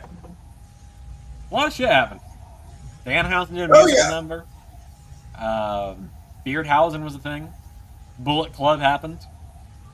Buddy Matthews showed up. The start of Buddy Matthews versus House of Black Part 2 actually started in Impact, weirdly enough. With Buddy Matthews teaming up with the Mighty Don't Kneel and freezing in fear when I said the name Malachi Black on commentary. Yeah. Which I still think was an underrated moment. Yeah. Not many people remember that. What else happened? Jordan Grace just had the title. All out thing. We'll get to that soon. Jordan Grace had the Knockouts title for fucking ever. Possibly too long. Maybe probably too long. Alexa Bliss was still there for a little while. Mustafa Ali did a one more match thing. Big trucks ate little trucks a lot. There was a lot of hoss fights in season 4 for Impact. I did Multiverse of Matches. That was a lot of fun. Had Bobby Lashley and Rey Mysterio show up in Impact because of that. What else? Let's see. I'm just kind of hitting the highlights. You've been like, hey, can I bring this main can I bring this guy into Impact for a bit? Okay. You've been surprised. Like, you let me have fucking Bobby Roode. That's shocking. Okay. But yeah, no, I'm just kind of hitting the highlights, and then I'll talk about some other stuff in depth a little bit. Samoa Joe is now the only person to start a season as a champion and exit that season also as champion. A lot of people. Impact had a big revolving door of people this year. Brian Cage came back. Moose came back. Matt Cardona did some stuff. The Main Event Mafia is a thing now. Aaron Stevens is there now. Embassy of Aaron's been a lot of fun. There's going to be a lot of fun stuff with it next year. Impact, it's weird. There's not much I can really nail down. Of course, one thing I can nail down is like Cardona and Hendry, which was a huge story, started with us before Hendry even actually signed with Impact in real life. And then the week before we had them finally have their match, they start feuding on Impact TV. And that's when Edge's Bitch became a thing. And I didn't get to use the Edge's Bitch music video because Impact copyright claimed it. Impact doesn't own it. That's Joe Hendry's footage. That being said, no, Cardona and Hendry was a lot of fun. Main Event Mafia was an idea that I toyed around with, and then you suggested it to me. I was like, well, I'd been thinking about it, so if you thought about it, it's probably a good idea. Yeah. And I was like, well, I got Samoa Joe, I don't have Eric Young, but I've got Kazarian, James Storm is around, I'm going to need a tag team, let me take Bobby Roode. And you're like, okay. And so we wrote Bobby Roode out of WWE, he went to Impact, so on and so forth, the rest is history. Bish bash bosh. Under Siege is on Thursday. That's going to be fun. It's got Mandy Rose versus Trinity for the Knockouts title, Team Impact versus the Main Event Mafia, Hendry versus Jarrett in the main event for the Digital Media title, Edwards versus Callahan, no holds barred, Jordan Grace versus Hikaru Shida, Falls Count Anywhere, and there's probably something else that I'm too buzzed to remember right now. But yeah, no, Impact's it's been a lot of fun. That's really all I can think to say about it. And there's not really been anything dropped with Impact this year. Yeah. Other than Eric Young stuff. Yeah. But yeah, anything... I guess let me run through Ring of Honor real quick, because I started Ring of Honor this year. Yeah. Ring of Honor was also a lot of fun. I only got to do like 6 shows for it, counting the YouTube show that I did last week, but that's been fun. That's really been a what's on my mind this week for Ring of Honor. Mm-hmm. Like, you know, you look at the starting champions, the Briscoes. The Briscoes, may Jay rest in peace. Allison Kay, Will Hobbs, Dalton Castle, and Blake Christian. None of those people are in Ring of Honor universe anymore. I don't even remember what led to me putting the title on Powerhouse. Yeah, and I will say, like, Ring of Honor is at a stage right now where I feel like Season 5 is going to be a big season for Ring of Honor stuff. And I think that's where it's going to be really fun. like there is one guy who I'm giving you from AEW in particular. Yep. As a top Ring of Honor guy. Yep. And as soon as everyone sees this, they're gonna be like, us. That's great. But yeah, you guys won't see him until a couple months from now. Yeah. But I do have one more, Zander. Okay. Zander. So, New Japan Pro Wrestling. Yes. Has been silent since Wrestle Kingdom. For the reason of I've been working on AEW, and I really want to focus on the AEW stuff and really want to build that out and do college and all the stuff like that. So really didn't have time to focus on something like that. Yeah, so, doing college and Universe is giving you, and working is giving you a whole new appreciation for my last 4 years, hasn't it? Yeah. So, anyway. Xander and I already agreed that, like, in early season 5, there will be a G1 Supercard event. Yep, that's in 2 weeks from yesterday. Yeah, so that will be half New Japan, half Ring of Honor. And I think what we're going to do is you're going to make the arena, I'm going to record my matches, you're going to record yours and send them to me, and then I'll compile them. Yeah. Cool. So, and then after that, Xander, load the graphic. That one? The New Japan Cup. Do you still want it up there? Yeah, well, people know now. Yes, I am doing the New Japan Cup. It will be a 2-week special, so it won't be like 2 days back to back. It's going to be 1 week, then the next week we do the final. Probably going to be on a Saturday. And so after G1 Supercard, I will announce the brackets for my 16-man tournament for the New Japan Cup. Winner of that tournament obviously will get a shot at the new champion, the new IWGP Heavyweight Champion, Zack Sabre Jr. Yep. But speaking of, when I did Soccer Genesis this season, yeah, I did Zack and Okada as a match. Yeah. People wanted Zack to win so badly. I just remember that people being like, Zack better win. Zack should win. Why isn't Zack winning? And when Okada won, it was damn it.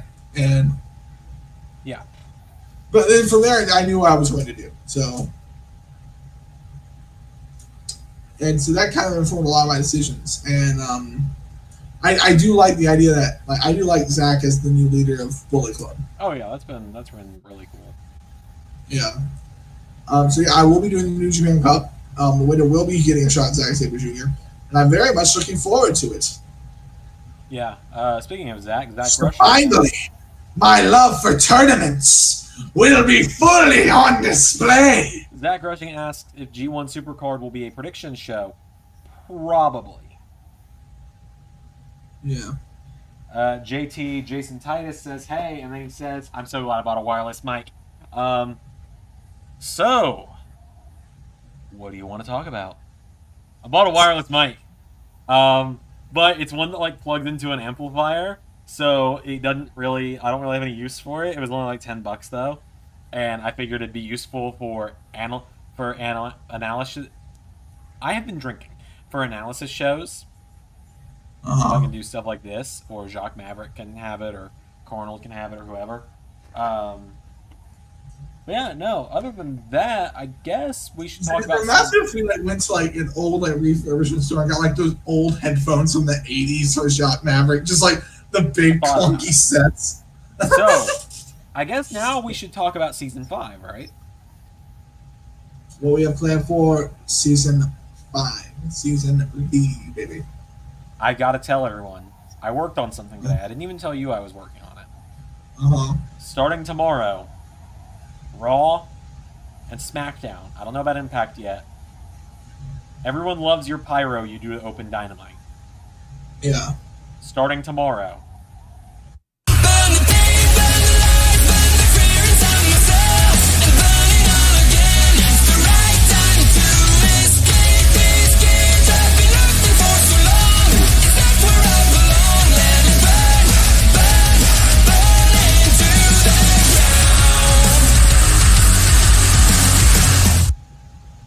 SmackDown are getting intros, baby.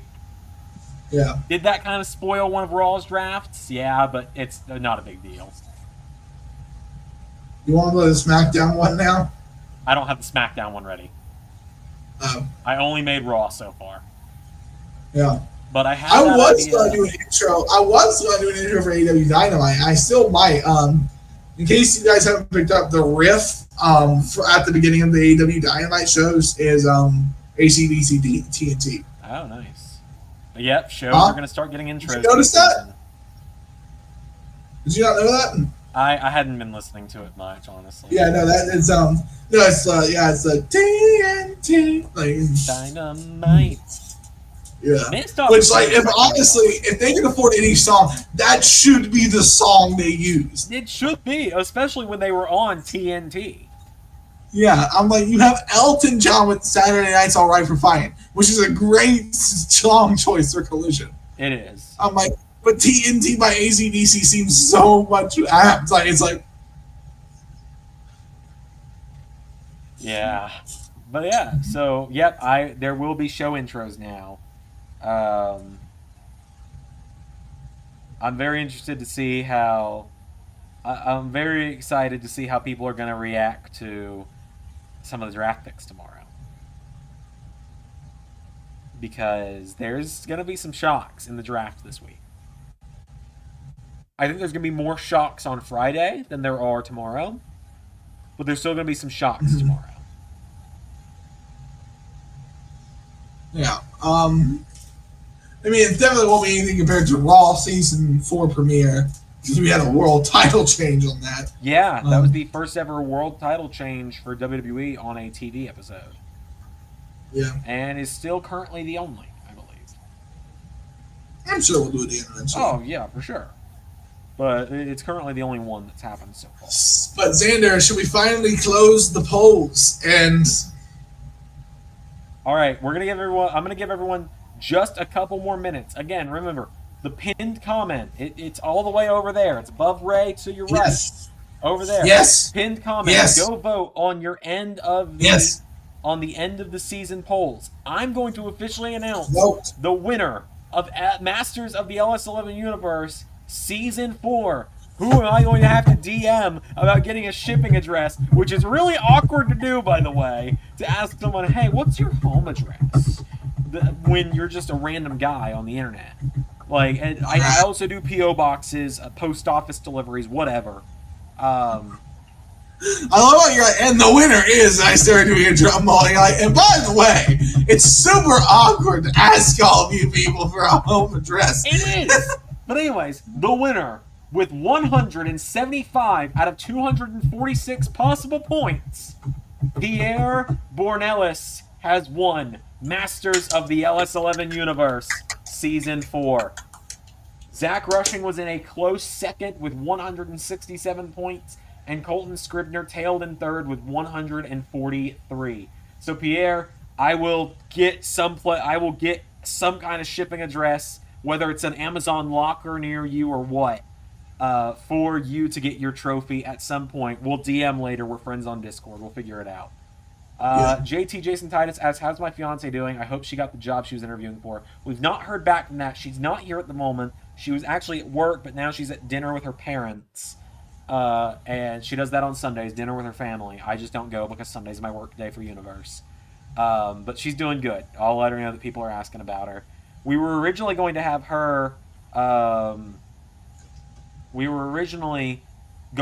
her commentate the Hardcore Scramble. She was going to be part of the Hardcore Scramble, and I was going to commentate it with her. Instead of mailing it to him, drive out to him and give it to him personally.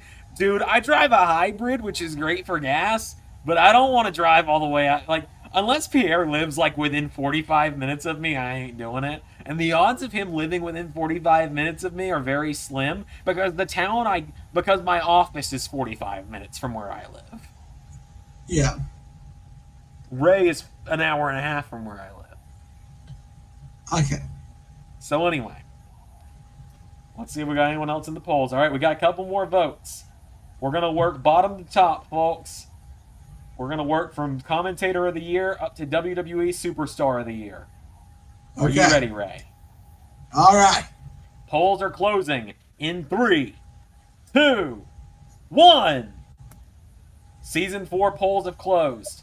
From bottom to top, commentator of the year.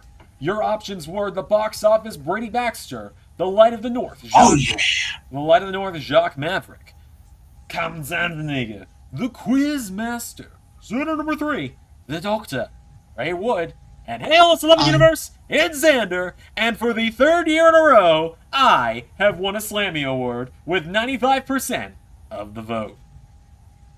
I will always find ways to get myself a Slammy every year. Up next, this is... You gotta start working the Owen Hart gimmick eventually. Okay, so this is interesting, Ray. I did a new category this year. I don't know if you looked at the options this year. I like that solo, man. The 3 final questions are who will be the breakout star of each company for the year. The Impact breakout star of the year. 3rd place, Alan Angels. 2nd place, Kenny King. The winner of who will be Impact's breakout star of Season 5, Jacob Fatu. Really? Give me 1 second. Okay. Hey, I'll call you back. Give me 1 second. All right. He rigged the poll. I don't... You rigged the poll? JT is saying, I rigged the poll to get the Slammy. I won 20 out of 21 votes for the poll, actually. Okay, so let's keep it going. Okay. AEW, who will be breakout star of the year? 3rd place, Julia Hart. 2nd place, Will Hobbs. 1st place, Hook. Who will be WWE's breakout star of the year? In 3rd place... Comment on the accuracy of that. In 3rd place, Blair Davenport. In 2nd place, Tiffany Stratton. And the people think that Solo Sikoa will be breakout star of Season 5 in WWE. Okay. Impact pay-per-view of the year. It is a tie for every pay-per-view for 3rd place, except for these last 2. 2nd place, Bound for Glory, which was my personal pick. Uh-huh. And the most fan-favorite pay-per-view of Season 4 for Impact, Slammiversary. All right. AEW pay-per-view of the year. In 3rd place, All Out. In 2nd place, Forbidden War Night 2. And the winner, the first pay-per-view of the Ray EW era, Double or Nothing, is the fan-favorite pay-per-view. Thanks, guys. It feels good. WWE pay-per-view of the year. In 3rd place, the Royal Rumble. Tied for 2nd place, Forbidden War Night 1 and Survivor Series War Games. And the most popular WWE pay-per-view of the year, WrestleMania Night 2. All right. Upset of the year. In 3rd place, Ricky Starks defeats Randy Orton at Forbidden War. In 2nd place, Dominic Mysterio beats John Cena on Raw.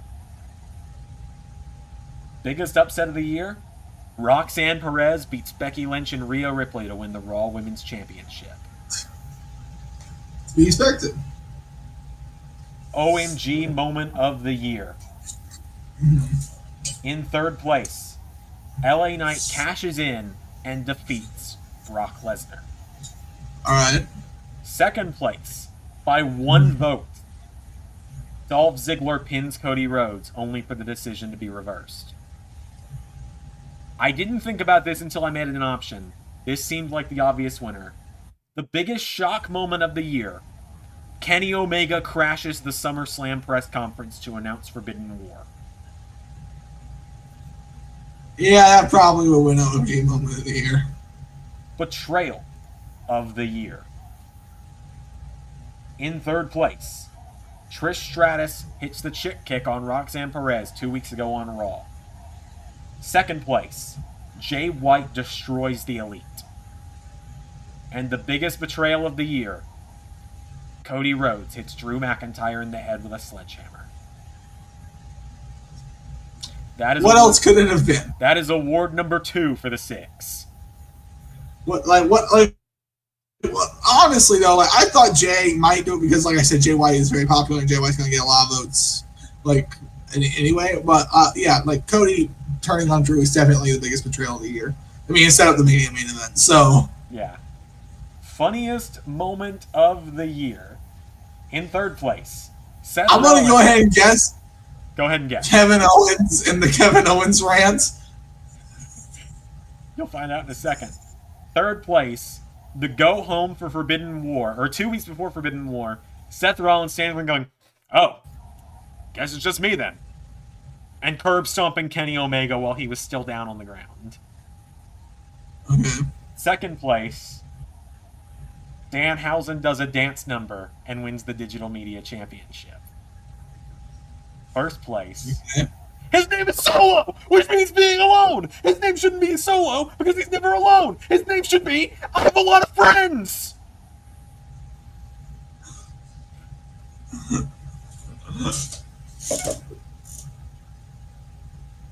I'm so glad that won.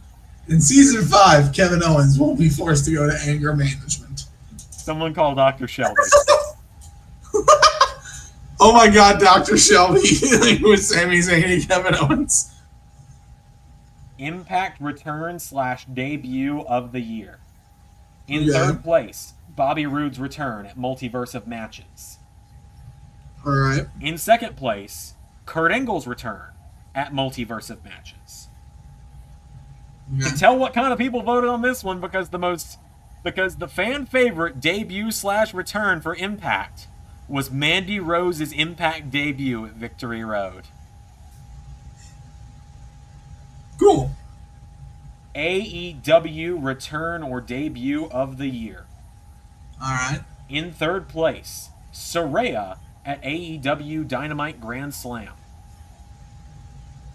In second place, Jay White's Dynamite debut. And by a landslide, the most popular AEW return of the year, CM Punk returns in Chicago for Forbidden War.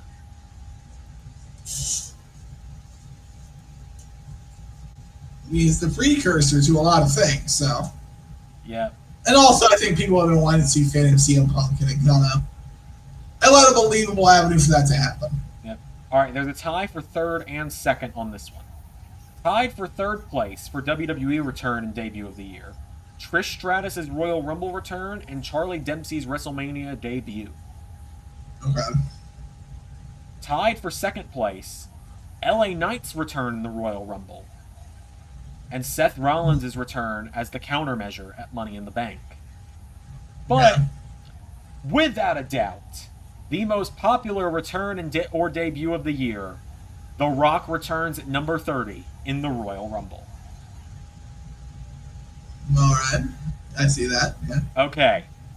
We are now into the top categories.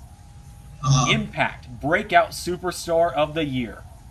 In third place, Killer Kelly. Okay. In second place, Josh Alexander. And in first place, do we even want to say his name? Say his name and he appears. I believe in Joe Hendry. Joe Hendry is Impact Breakout Superstar of the Year. Couldn't deny it if I wanted to. AEW Breakout Superstar of the Year. You're going to love this one. Okay. In third place, Jade Cargill. In second place, Jamie Hayter. With over 50% of the vote, the AEW Breakout Star of the Year, Absolute Ricky Starks. And now, WWE Breakout Star of the Year. In third place, Roxanne Perez. Okay. In second place, Cora Jade. But let me talk to you. In first place, He is a megastar. He is the WWE champion. He won Money in the Bank. Whose game is it? With everybody saying, LA Knight, yeah. I drank a little too much. Okay. LA Knight is breakout star of the year for WWE this season. And now on to the big categories. Rivalry of the year. Impact Rivalry of the year. In third place, Jordynne Grace versus Alexa Bliss. Okay. In second place, Joe Hendry versus Matt Cardona. But I thought I would have put it at number 1. me too. Yeah. I even would have put it over what won. The winner, Samoa Joe versus Kurt Angle. I feel like that's mainly nostalgia for the first time they did it in actual Impact. Maybe with like the cage and like and his wife and everything. But I think I would have put Hendry and Cardona over that. AEW Rivalry of the year. Okay. In third place, a tie between MJF versus Adam Cole and CM Punk versus Malachi Black. In second place, Kenny Omega versus Adam Cole. Okay. And undeniably, first place, Buddy Matthews versus the House of Black. WWE Rivalry of the year. You could easily have so many ties with this one. In third place, tied, Gunther versus Brock Lesnar and Seth Rollins versus Tommaso Ciampa. Okay. In second place, Cody Rhodes versus Johnny Gargano. But the feud of the year, the Six versus SmackDown. Specifically, the Six versus Kevin Owens and his band of merry friends. Now we're on to match of the year. Okay. Impact match of the year. I'm very upset that the one I wanted to win didn't win. In third place, Jonah versus Samoa Joe at Against All Odds. One of the earliest cases of the big trucks is gonna eat the little trucks. In fact, that might have been the first time I ever said it on Universe. Okay. In second place, a tie. And I would have had one of these. I'll tell you which one in a minute. A tie for second place. Matt Cardona versus Joe Hendry at Bound for Glory. And this was my pick. Motor City Machine Guns versus FTR at Bound for Glory. But I definitely get why this one won. Because it is fantastic. The Impact match of the year.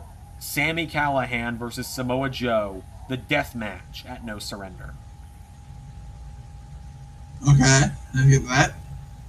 I see why that, honestly. AEW match of the year. In third place, Adam Cole versus MJF at Double or Nothing. In second place, Malachi Black versus Buddy Matthews at All Out. Can't say I expected that. I thought that was going to win.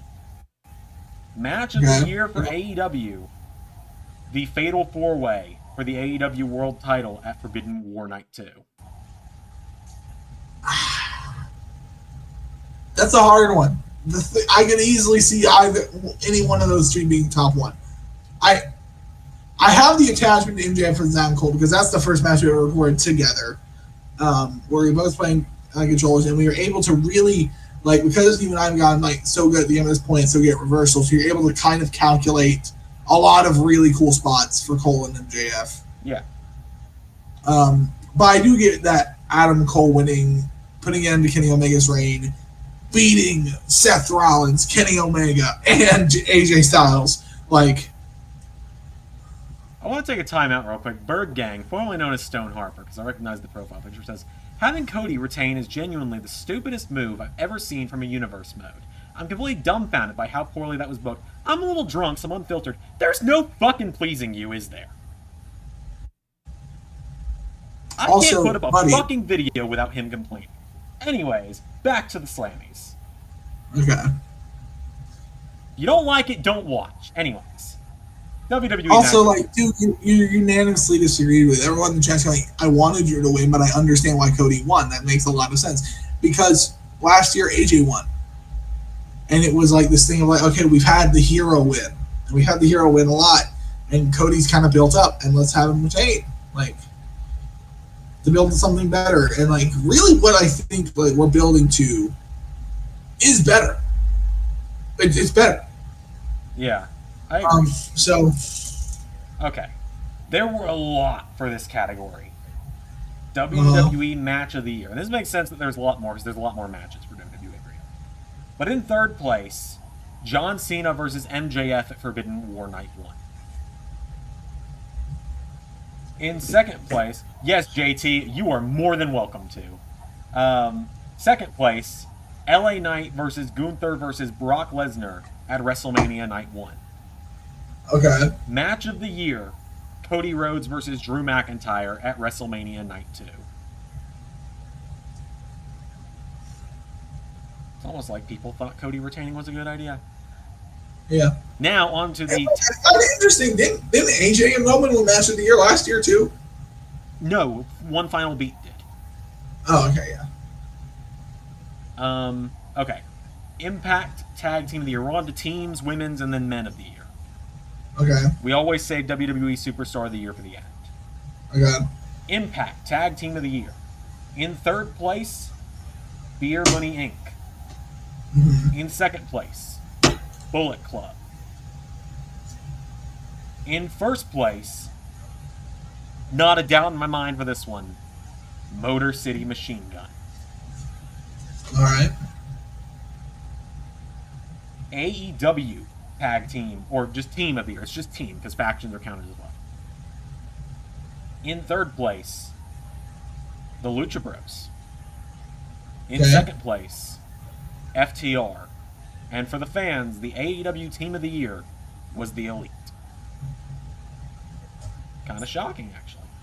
Yeah. I honestly thought Twice in a Century would make the top 3. Yeah, so did I.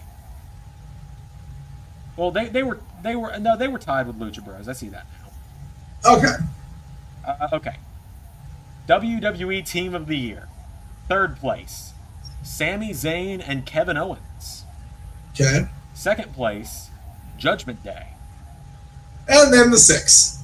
With 66% of the vote, the 6. Impact Female Superstar of the Year. It feels like I'm like at the Oscars and Titanic is nominated in every category. It's not, and the winner is Titanic. Like, it's just like, Could call this game Bird vs. Camel. Titanic. Anyway, Impact Knockout of the Year. In third place, Mickie James. In second place, Mandy Rose. The winner, Jordynne Grace. AEW Female Star of the Year. In third place, Jamie Hayter. Second place, Dr. Britt Baker, DMD. And the winner, Jade Cargill. all right. WWE Female Star of the Year. I don't agree with this one, shocking.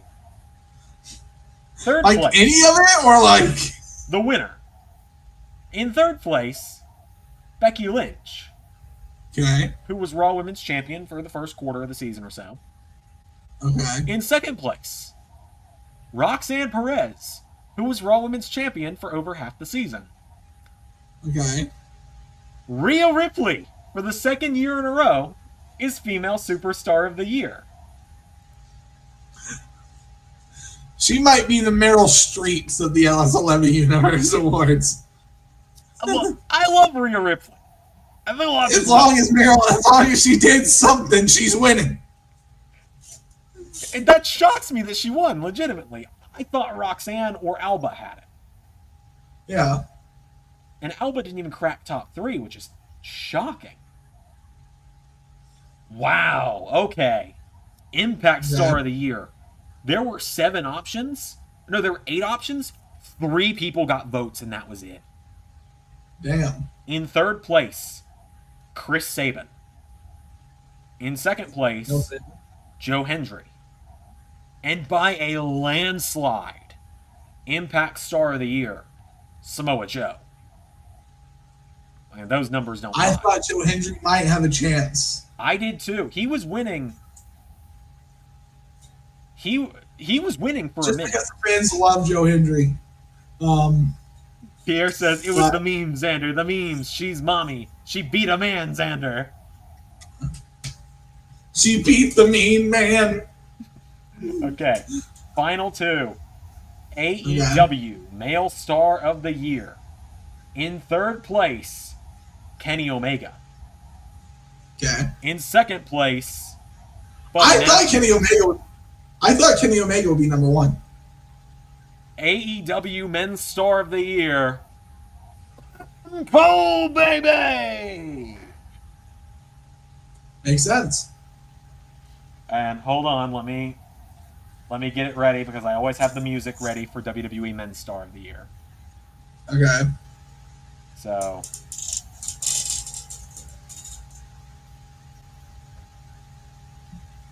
WWE Men's Superstar of the Year. In third place, John Cena. Oh. In second place, LA Knight. In first place, Wrestling has more than one royal family. Do we even have to build it up? 62% of the vote, Cody Rhodes is your WWE Superstar of the Year.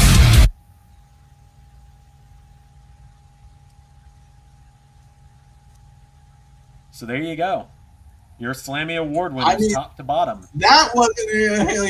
I was telling you, I was like, the Six are about to sweep these awards. Yep, your winners tonight. I won Commentator of the Year. Jacob Vatu. You guys think Jacob Vatu, Hook, and Solo Sikoa will be breakout stars. Slammiversary, Double or Nothing, and WrestleMania Night 2 were pay-per-views of the year. Roxanne winning the women's title was upset. Kenny crashing the SummerSlam event was shocking. Cody hitting Drew was the betrayal. Funniest was his name should have been I Have a Lot of Friends. Mandy Rose won Debut of the Year for Impact. CM Punk won Return for AEW. Rock won it for WWE. Joe Hendry's Impact breakout. Ricky is AEW breakout. LA Knight's WWE breakout. Samoa Joe and Kurt Angle's rivalry. Samoa Joe and Kurt Angle, Buddy Matthews, House of Black, and the Six versus SmackDown are the rivalries of the year. Samoa Joe versus Sami Callihan, the Fatal 4-Way at Forbidden War, and Cody versus Drew are the matches of the year. Motor City, the Elite, and the Six are tag teams of the year. Jordan Grace, Jade Cargill, and Rhea Ripley are women of the year. And Samoa Joe, Adam Cole, and Cody Rhodes are men of the year. Wow. Yeah. Those end of the year. That was a shock. That was our most shocking end of year awards yet. Usually I know where it's going.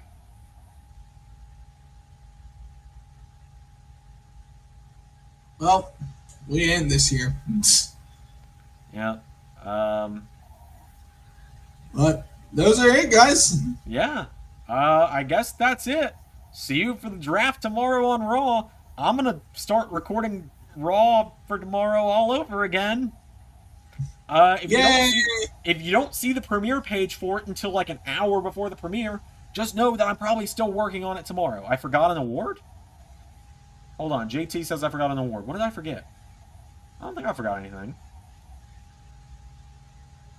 We'll wait and see what he says before we sign off. Okay.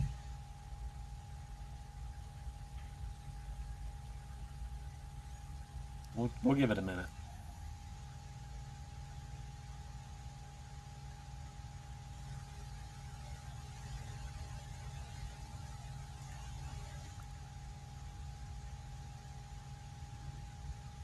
Sean also says we forgot something. Did we? Let me pull up the awards. I don't think I forgot anything.